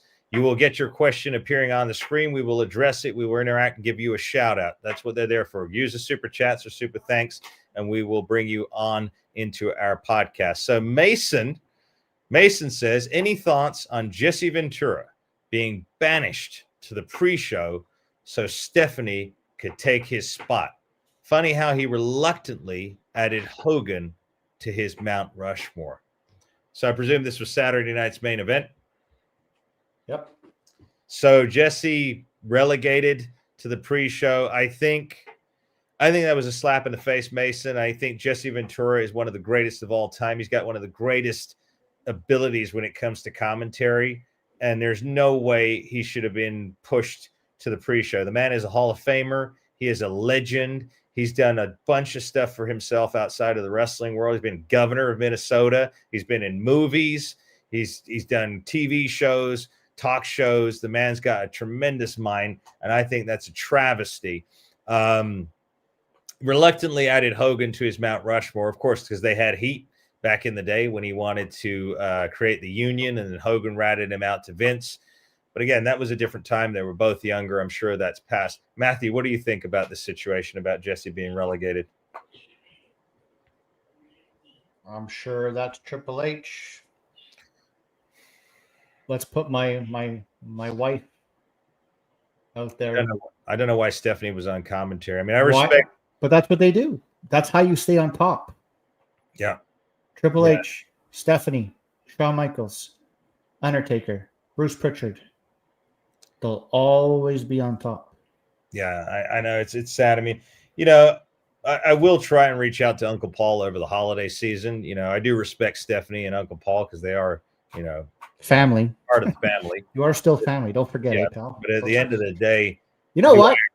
Let's make an angle. Go off. Turn heel. Cut them out of the family. It's Christmas. Get the hell out of here, brother. Well, watch this space, because obviously someone is taking a shot at WWE and my Uncle Paul right now. Will I align with that individual? Or will I not? Will I align with the man who's leading the charge to change professional wrestling. That would be a hot angle, right? Because I'm just talking. You could join Russo if you wanted to. Yeah. And stab your Uncle Paul in the back. I could. But then the happy story is you turn on Russo and you and Triple H hug in the middle of the ring and the family's back together. There could be. Speaking of which, if you want to get your hands on the Master Emir 8x10 signed, they are $25, including shipping and handling here in the United States. You can either leave a super sticker, super chat with your address, or use the email address associated with this channel. If you want me to send one out for you for New Year's, I will sign it. I will send it to you within the United States, $25, including shipping and handling. Or you could just leave a comment on this video when it finally posts to YouTube. But yeah, I mean, this is an interesting point. I could very well align myself with Vince Russo. The thought is rather tempting, in fact. You know, your ass will be out of the will, real fast. You know what? Does it really matter at that point? Does it matter? If I'm part of a new wave of entertainment, if the younger comes out and challenges from promotion to promotion, interesting. You'll have to wait and find out what happens, ladies and gentlemen. This could get interesting. Yeah. If you can get a hold of Russo and get on JCW. Matthew, it's already done. I've already been in contact. All right, don't tell everyone on live here. Wait. I'm not telling everybody live here. I'm just saying this is a hypothesis. I haven't made my decision yet. I'm still weighing out my variables. I'm just talking out loud. It would be so funny if you showed up like full blue blood gimmick. Well, that's how I dress on a regular basis. As you see in these photographs, how I perform. That's how I wrestle. Bodacious Suave. Right. All right. They don't call me the Master Emir for nothing. You know, I'm bringing back wholesome Victorian era class, elegancy, storytelling, psychology, passion, character. These are the elements that are missing, and these are the elements that I see within Vince Russo that he's trying to bring back. So yeah, food for thought. I'm gonna consider this one very intently, Bodacious Suave, very intently. Yes, indeed, bro. Exactly. Indeed, bro. Yeah, keep your eye on that. We'll see what happens there. Like I said, all jokes aside, very serious about that, what we just discussed right there. Yeah, that's good, Larry. Larry, that's a good one. What did Larry say? You show up on Russo's show and then Jim Cornette like just goes off on it. Can you believe what's on TV these days? I'm sure he would, and I'd be stuck between a rock and a hard place because Rico is good friends with Jim Cornette. I've said great things about Jimmy Cornette, about James E. Great. Yeah, I don't know his beef with Russo. Rico told us, eh? He does have a beef with Russo. Apparently, it runs deep. So again, you know, which side do you go on? I mean, I don't have any beef with Jim Cornette or with Vince Russo. I respect them both. I respect Vince now, especially for what he's doing. I mean, this is the thing. Someone mentioned there, could we get Mick Foley on the show? I don't know about that. You know, Mick's a nice guy. I met Nick with Rico. In fact, I met Mick over WrestleMania weekend last year in Las Vegas, Nevada. He was very, very kind to me. I was surprised how tall he was, Bodacious Suave. It's like 6'4", 6'5". I met him also here in September. I think it was September. That's how I met Jason. Yeah. Nice guy. Yeah. But he's very opinionated about his views, politics, and all that. And I think that was one of the reasons he left WWE, through political discourse, because obviously WWE, you know, Triple H works for President Trump. Linda works for President Trump, which is a strange conundrum that they're on Netflix, because Netflix, I believe, are for the other camp. But we're not going to digress into politics. No, I don't think Mick Foley. I don't think he does podcasts. I think he does his own story time. He reads children's books at Christmas in front of. No, yeah, he does. But I mean, there's a fee for that, right? Like he does do. I think he does it quite often, right, to keep himself busy, and it's good for his mind. He does like comedy shows and tells stories. So that's what I went to, and it does him good. Yeah. Because just to keep his brain going, because he does have a lot of CTE trauma from all those bumps. So I respect the heck out of Mick Foley. I mean, like I said, when he came into WWE, I must admit, I was not a fan of the Sacco gimmick. I thought that diluted the Mankind gimmick totally. When he originally came in as Mankind, the guy who hang out in the locker room, boiler room, and had the mandible claw, that was a brilliant gimmick for his persona and for his look, for his body. And he would pull his hair. Remember? Brilliant. And then, he had great feuds with the Undertaker that year, dude. 96. I remember I was 8 years old. I was 8, and I was a fan of Mankind. I was a little bit scared and whatever, but I liked him. The music. So again, in many ways, Pat Patterson, Vince McMahon, the creative team back then, they actually did Mick Foley the world of, because essentially without Mankind, Mick Foley wouldn't have gone to places he went, because he didn't get there as Cactus Jack. He didn't. McMahon wasn't a fan of him. No. McMahon didn't want him. There was a lot of convincing that had to be done for Vince to bring him in, and that's why Vince put him under a mask, because he didn't like his face. Well, the mask just made him get over, because that was a marketable thing. The mask was marketable. Speaking of marketable, you see this mug that I have right here, Bodacious Stuff. I do. Tell everyone where you got it. Yeah, it's an $80 mug from company Le Creuset from France. Don't drop it, eh? I'm not going to drop it, but they're going to be available soon. I'm going to get little versions of this, the Masters mug, same color as my glove, same color as our logo. Yeah, you too can drink tea or coffee. No, then we have to come up with our own alcohol line. They can take shots of Masterclass out of it. Exactly. And also, Matthew, those shades, those eyeglasses that you're wearing now, they're soon going to become available. You're a modern day Bret Hitman Hart. Yeah. We're going to have those available. Once our shop, ladies and gentlemen, we're going to build a YouTube store where you can order all the merchandise you want from us, so you can take a part of the revolution of professional wrestling, the masters of wrestling. Become a master wherever you go. Shout loud and proud. I will say these are not safety glasses. They are prescription glasses. So in case everyone thinks these are safety glasses, no, they're not. It's because if I wear regular glasses, it'll make me look sophisticated when I'm really not. Mm-hmm. So, and because I play sports, I just thought this was easy for me. So I pop the sunglasses lens out, and then I get prescription lens. And then that's how I get these made. So they're Oakley's. Good idea. Good. A lot of De Niro costs. A lot of De Niro. There's a lot of De Niro that goes in a lot of things. That's why, again, load up your super chats, your super thanks. If you want us to address your question live on the screen, give you a shout out. If you just want to thank our channel with a donation, we greatly appreciate it. That's what keeps us going here. That's what keeps us fueled to deliver you the best of the best week in, week out, sometimes 5 days a week. Bodacious Suave. What do you do? We're staying busy there, pal. We are. We're staying very busy. And someone else just brought up in the chat here, MJF. Okay, let's touch on this for the last part of the show, or as we move on a little bit here. What do you think? He's right. He's right, though. That comment is 100% accurate. It is. What do you think of?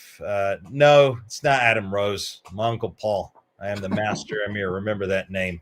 Okay, you're going to be seeing. Adam Rose put on a ton of weight. Yeah, I didn't even know who Adam Rose was. All right, he was a wrestler for WWE 10 years ago.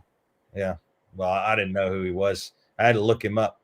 But by the by, what do you think about MJF? Because I got my opinions about this little prick. What do you think about MJF? So go.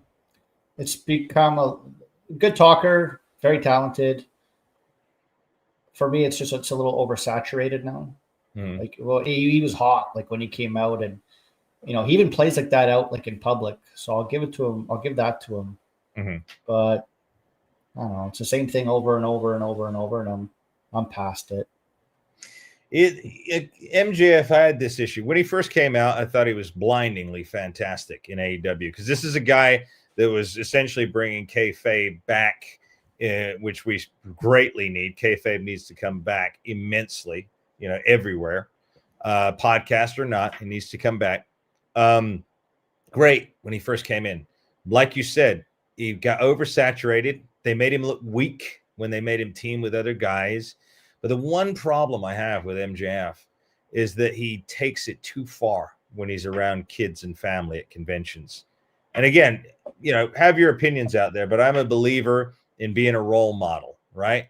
So again, we have fun here. We criticize things. We do all this and that, but we don't wish any ill boding. We're not going to tell your kids to, like he's done, F off. We're not going to be saying any profanities around them. We're not going to bring up subjects that make people feel uncomfortable. We're just having fun. We're entertaining, like good old fashioned pro wrestling. But I think he takes it too far, Bodacious Swat. And that's, to me, what makes me not like the guy. Yeah, I see what you're saying, but it's 2025, and telling a kid to F off and put it on YouTube is funny to people nowadays, right? To some degenerates. And then these people say, look what he said to me. Oh. That's stupid. Someone telling you to F off, that's nothing to be proud of. That's something to think, hey, this guy should apologize to me. I disagree with that. I agree, but we're all different, right? Yeah. So, you're the good guy and he's the vicious heel. Look at this guy right here. You see this guy right here in the chat? I see it. This must be a new. If you're not a subscriber already, I suggest you hit that subscribe button. This Big Daddy. He calls himself Big Daddy Trips. Is this guy making fun of my Uncle Paul right here? Is it Trips?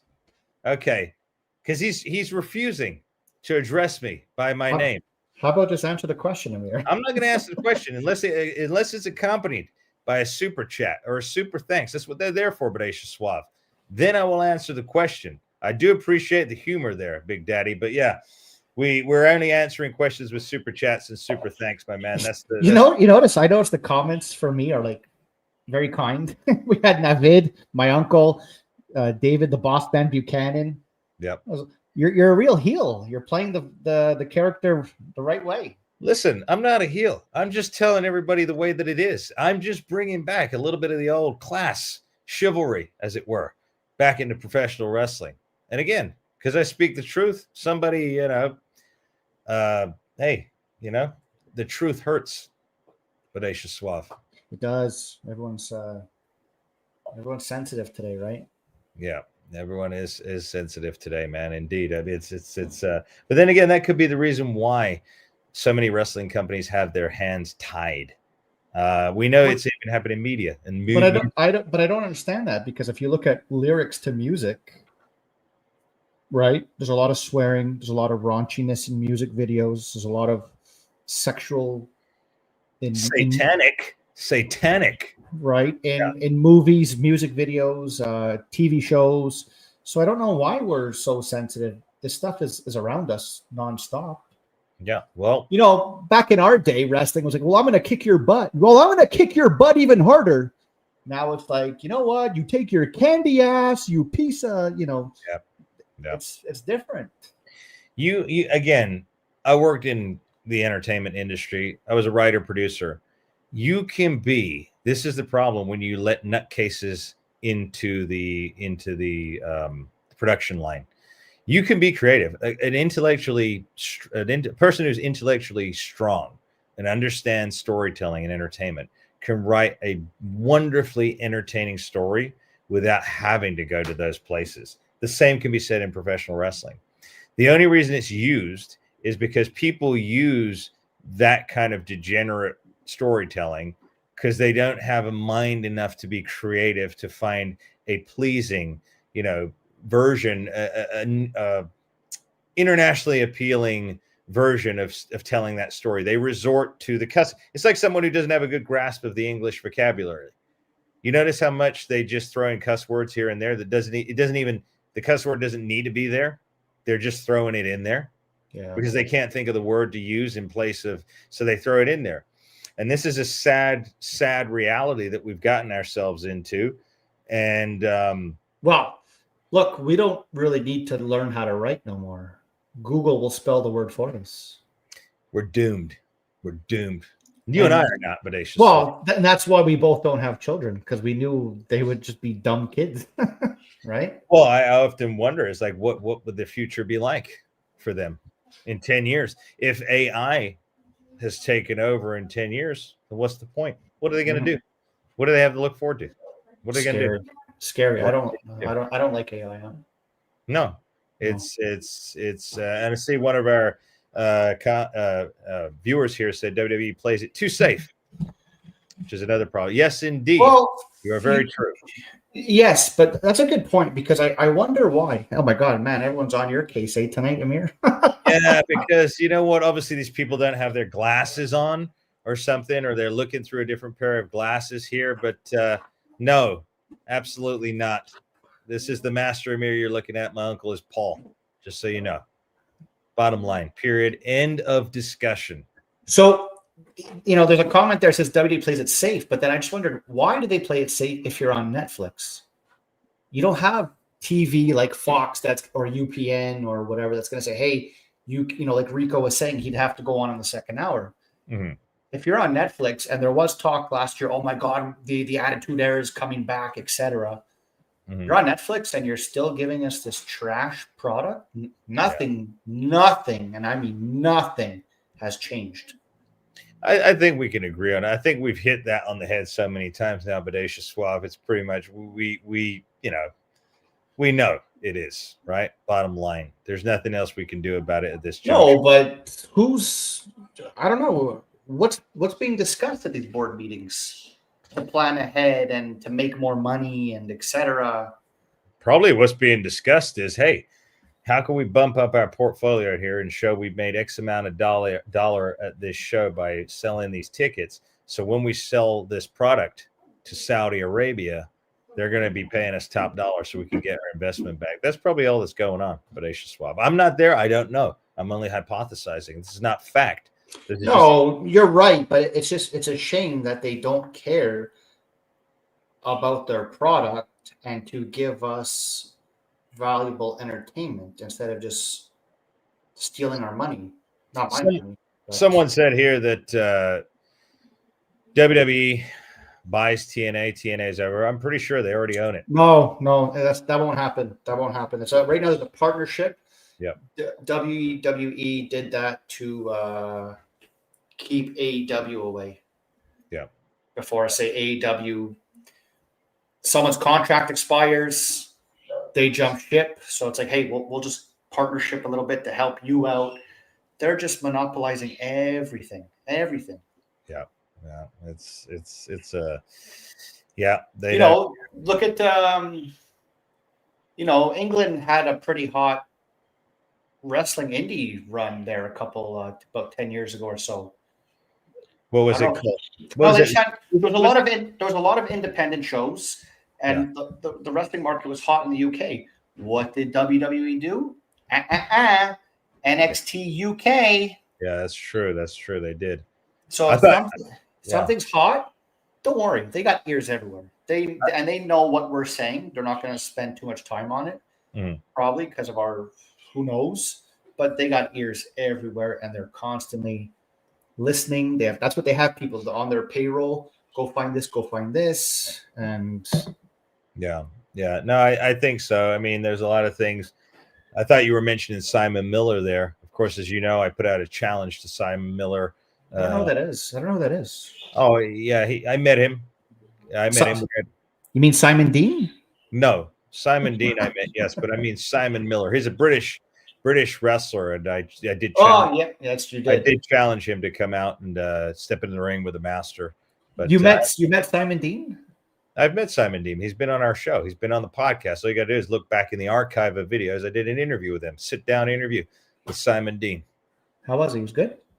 Excellent. True class act, true gentleman. He's got a good head on his shoulders. He's moved on from the wrestling industry now. He's doing exceedingly well. Loves his family, loves his life, loves his extracurricular. I think he's doing acting as well now. He's doing some theater stuff. He loves all that. Tremendous guy. Got nothing but good things to say about Simon Dean. I used to like that character. I thought it was pretty comical. Great. It was a great character. Again, put him next to a lot of these characters today. Well, lack of characters, and he's freaking awesome. He was even awesome then. Like I'm saying, it's just there you go. Apples and oranges. Look at the difference, right? Yeah. Something that even some people may have thought, it's not that strong. Still stronger than 90% of what we see today. Yeah. Hey, you ever hear from Robert Conway? Robert? Oh, yes. I spoke with Robert. Yes. I like For those Robert of you who don't Conway. know, the Iron Man, Rob Conway, former member of La Resistance. You should try and get him on. I have. Rob Conway has appeared on our show. I remember that, but get him on live, pal. Yeah, I'll reach out. I'll put it in my Rolodex. I still have a Rolodex. I remember I used to love Robert Conway because when they were tag team champions, La Resistance, I'm from Montreal, Quebec. They used to come out with the Quebec flag, and he was a French sympathizer. And I used to go to school and say, I'm a French sympathizer. Not even know what the hell that meant, but I just thought I thought they were cool. No, they are. They're very good. Great team. All of them. Sylvain Grenier, and of course our dear friend René Dupree from the Café de René. Great teams. I'll reach out. Someone said again, it's Stevie Richards. Comment how advantage this is bring back Vince McMahon character, bringing him back under TKO. No, he wouldn't do it. He wouldn't do it. No, if he's not the boss, he's not doing it. He's not going to take any direction from anybody, right? What do you think? What do you think Vinnie Mac is doing right now, Bodacious Suave? I think he's doing. I think he's having probably parties like P. Diddy is in his mansion. What? You're going on a limb? You're suggesting that he's having parties right now at this particular while we're going live here? You think he's having parties? I believe so. I think totally. I don't think he's sitting up with his Hugh Hefner robe and slippers and watching television with the clicker in his right hand. I'm pretty sure he's probably even might be at the gym, leg pressing 600 pounds. Right. And saying, Master Amir, I know you can do 16 plates. Well, guess what? I can do 18 plates, and I'm 80 years old. And I don't think you do 18 plates anymore. I don't think you do 18 plates anymore. I don't know. He's full of. He's on the gas again still. He looked pretty good. But I actually went back, Bodacious Suave. I did squats for the first time because, squats are not that great for you. Over time, they're just messing up your neck, your back, your hips. But I thought I'd go back to do squats the other day. But it just goes to show you, when you do a squat, if your back's kind of jacked a little bit or whatever, if you've got some pain, you can't do nearly anywhere near what you can do when you take that pressure off your back on a leg press. Leg press is so much safer, ladies and gentlemen, as you lunges, do lunges. Lunges too. Lunges are great. Hey, Cool Fool, if you want us to answer a question on the air live here, use your super chat or your super thanks. That's what they're there for. That's the way it works here on live streams. Obviously, YouTubers answer questions that are accompanied with a super chat. So thank you, Cool Fool. Bodacious One, you're just what you about to say? I'm just trying to think what it would take Hunter and Stephanie to get fired. Who has the power to fire them, and what it would take? I really thought, and I'm probably wrong, but I really thought The Rock was going to can Triple H and Shawn. And I'll tell you what. The Rock is just an employer too, isn't he? Oh, Rocky Montana.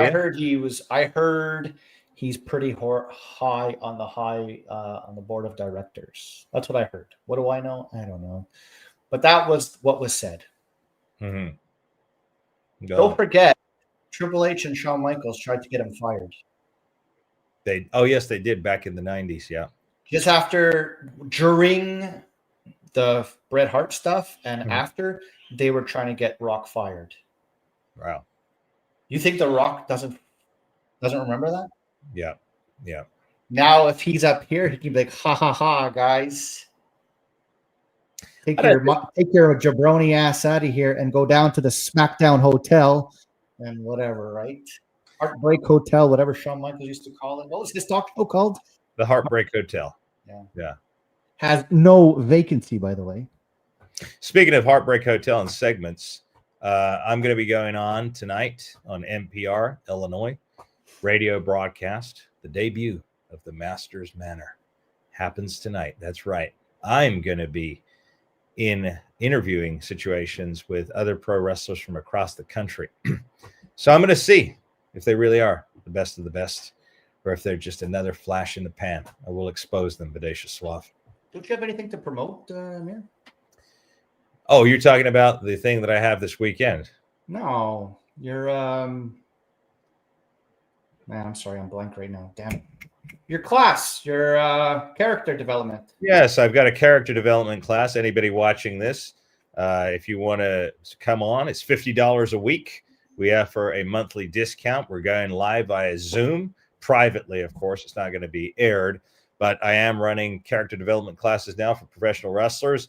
I'm going to be using my knowledge from all my years as a writer, producer in Hollywood. I'm also now working in the industry out here, and then you never know which legend is going to appear with us to teach you how to be the best character that you can possibly be. We're going to teach you about promos.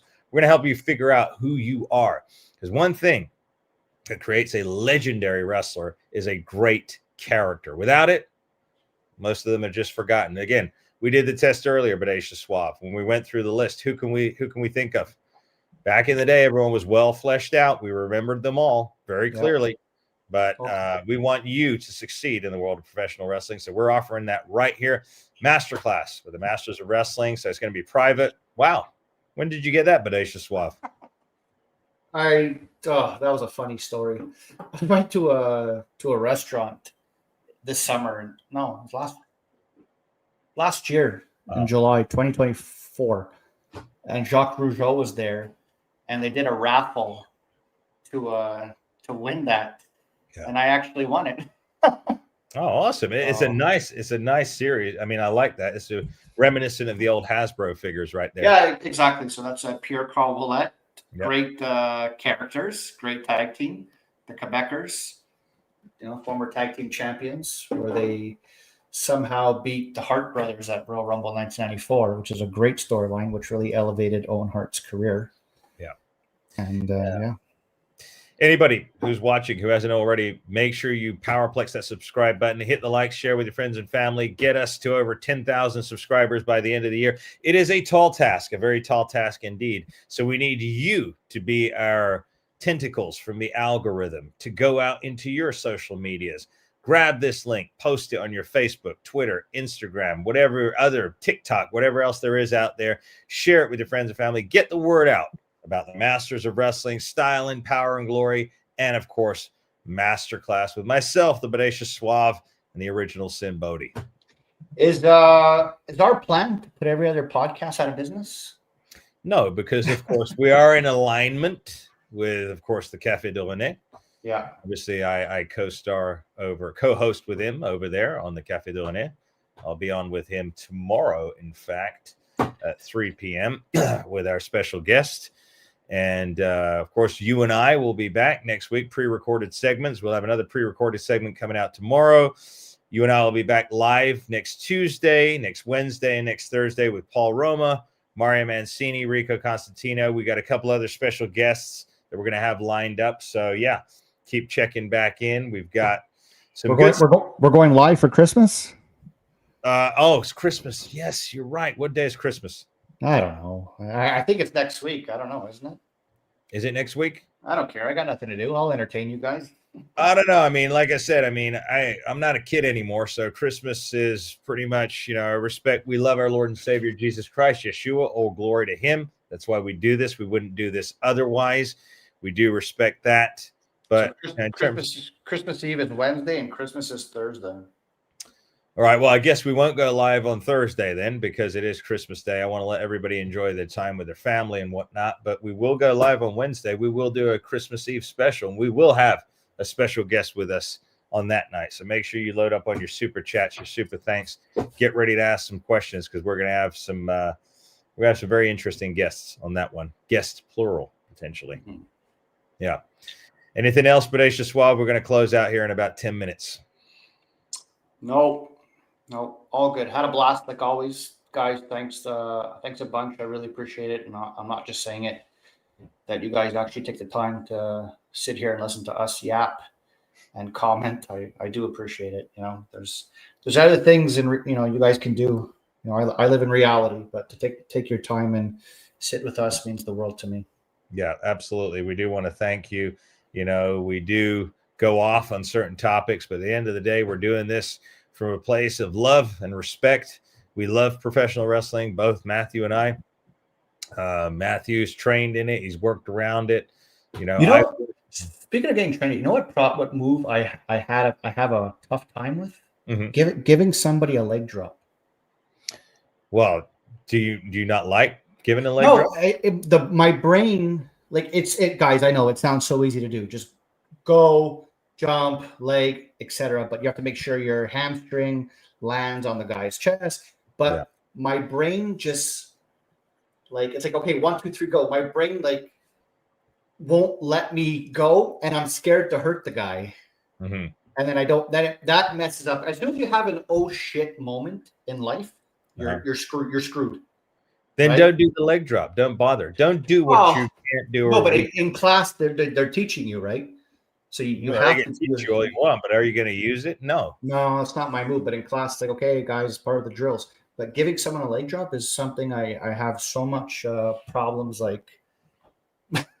getting into, and then it's like I just do the shitty drop. I don't actually elevate in the air. Well, and I would say this. I mean, it's just my personal opinion. Again, I could see, because of your height, your size, you're a guy who's going to do a drop kick. If you're taking a class and you got a 7-footer and you ask him to do a drop kick, it's kind of dumb. It's stupid. He's never going to do a drop kick in the match. No. You know, I mean, Randy Orton is the exception of the rule. You know, he's really one of the only tall guys that come to mind that utilize a drop. Did the Undertaker ever do a drop kick? No. No, a leg drop though. Oh, a leg drop. Leg drop. Yeah, that's what you said. Drop kick. Sorry, I meant leg drop. I can't do a leg drop. I mean, a leg drop, I would think, I mean, that is. Yeah, I know, but you know what? Go put Tink on the floor and say, hey, don't move. I'm going to do a leg drop. And you tell me if you're going to get it on the first at a certain angle. Hey, you know what? We're not going to get into that. We're not going to reveal any secrets here. Kayfabe. Well, I'm just saying it looks like the easiest move to do, and it is, and it takes considerably. It is pretty darn easy to perfect. It is pretty darn easy. But do you want to do it? Because look at what happened to our dear buddy Hulk Hogan. His whole spine was messed up. He lost 4 inches in height because I think I'd be a submission wrestler, because that's it. These things they take a toll on your hip. Yeah, you don't want to destroy your body. Look at John Cena. We've been talking about John Cena. 5 moves of doom. That's it. He didn't take all this other stuff, and look how popular he is. He didn't do that. He just, he told a story. That was it. He pumped his Reebok pumps. Actually, that was probably a great gimmick that he had right there. It worked. The Dr. Thugonomics. Yeah, and the this and the whatever his thing was. It was all marketed well. I just wish I wish they'd have got him out of those ridiculous jeans, the jean shorts. That was, I never understood it. He should have changed years ago out of that. I agree, but do you think it could just be risky to put him in generic black trunks? No, you do a design. You put him in he wouldn't have trunks. He would have the biker shorts. He would be like that. You give him a little design on the back, a logo or a catchphrase or something like that. Thing is with John, he didn't really need, and that's the thing with a lot of wrestlers, you don't need all these zigzags and crosses and Celtic freaking logos on your freaking tights. If it doesn't mean anything, you just, an emblem, a name, and that's it. Keep the rest clean. Why the hell do you put freaking Celtic art on it? You could just put the word life on your ass, right? Yeah, word life. And just have the 2 bloody things like little hands going like that, and you're done. That's it. Why complicate it? Look at the $1 Million Man. He had a dollar sign on the side of his truck. Perfect. Didn't need anything more. Yeah. Well, you know where that's Vince McMahon, eh? He really thought of himself as that. That's where that character came from. Yeah. Ted DiBiase, a dear friend of ours. God bless Ted. He's a man of faith. I've spoken with him a number of times. Really nice man. Did great things for professional wrestling. Again, a great example of a difference between a wrestler who's just a move guy and a character. Ted embodied the character.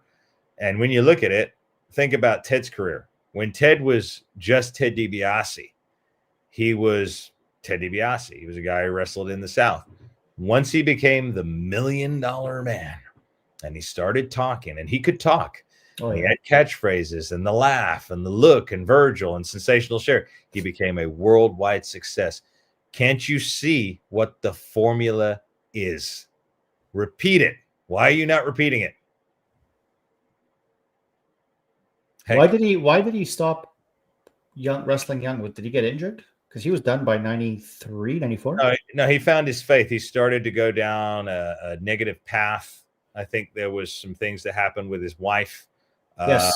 And then he wanted to break away from the industry. I'm sure it was a toll on his body too. I'm sure there was some things in there. He was still doing like managerial and commentary, and then he went to WCW, right? He was great. He was great on commentary, dude. Oh, he was. A great heel. Yeah. And he was great also, the $1 Million Corporation. Fantastic. Yeah, I wish the team was pushed stronger. Yeah, it was good.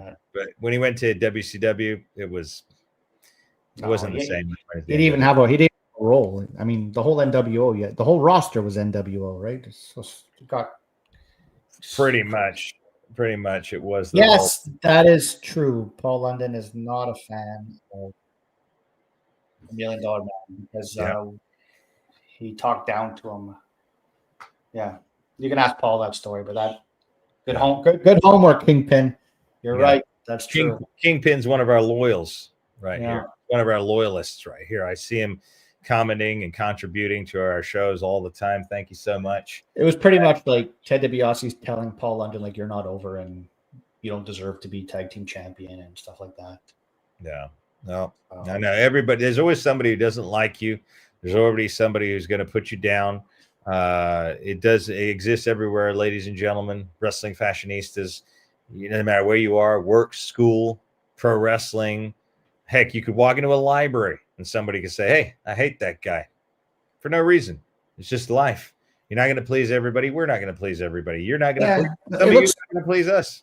It looks childish, though. I find in wrestling, it's like it should all be like a supportive system. And hey, let's all make money together. And hey, there's so much politics and backstabbing, and you have no friends. You can't trust anybody. You think that guy's your friend. You tell him a secret. He runs to the office, stooges you out.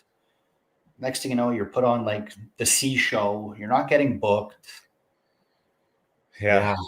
Well, anyway, let's close this one out. Let's bring it to a close. So again, write us your comments after this video posts. If you do have a question, you got 3 minutes to throw it in with a super chat, super sticker, super thanks. If not, leave a comment. Let us know what you think. Vince Russo, Triple H feud. Is this good for professional wrestling? Will it boost professional wrestling? Is WWE going to completely do away with sports entertainment now? As Michael Cole said on commentary at Saturday night's main event, are they just going to be a pro wrestling company now? What does that look like? Then you're going to have 2 straight pro wrestling companies and no sports entertainment. What's that going to look like? What do you think? Who do you think is going to win? Do you think Vince Russo is going to get JCW to the top of the mountain? Do you think they're going to get a TV deal? Do you think they're going to become a viable competitor for WWE? Well, you don't think so? Well, we'll see about that. I don't know. I think they're just too small. I don't think they're there, but they're going to put eyes on their product for sure. But like you said, they're too, adult content. And example, their venue might be, you need to be 21 to get in, so you can't bring your kids. Mm-hmm.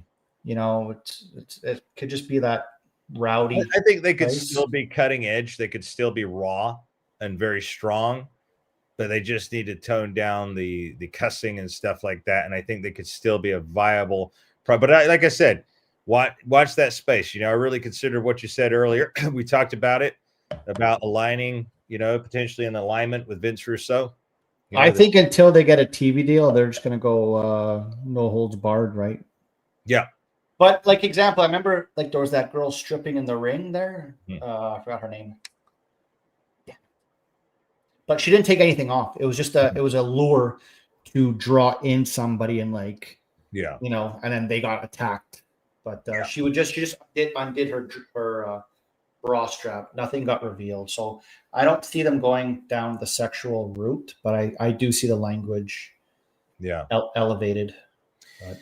Well, we'll see. Like I said, I appreciate what you said earlier, what we discussed off camera about, potentially, talking to, myself and Vince Russo. You never know what's going to happen. This is professional wrestling. You never know what's coming around the bend, but I do take that very seriously. And like I said, we'll see what happens down the line with that. But for now, I want to thank each and every one of you for tuning in. If you haven't subscribed, make sure you do. Hit the like, share with your friends and family. Make sure you tune back in next week for all our lives. I'll be on the Cafe de Rene tomorrow with Rene Dupree. So check this out. I think we got a special guest with us tomorrow. Jason's on tomorrow. Jason Sensation will be with Renee and I tomorrow on the cafe. But Matthew, any closing statements here from you? Everyone have a very good night. Thanks for tuning in, and I'll see you soon. Yes, we want to God bless each and every one of you. Thank you so much. And again, all glory to our Lord and Savior Jesus Christ, Yeshua, for giving us this gift to be able to entertain each of you. Until next one, God bless.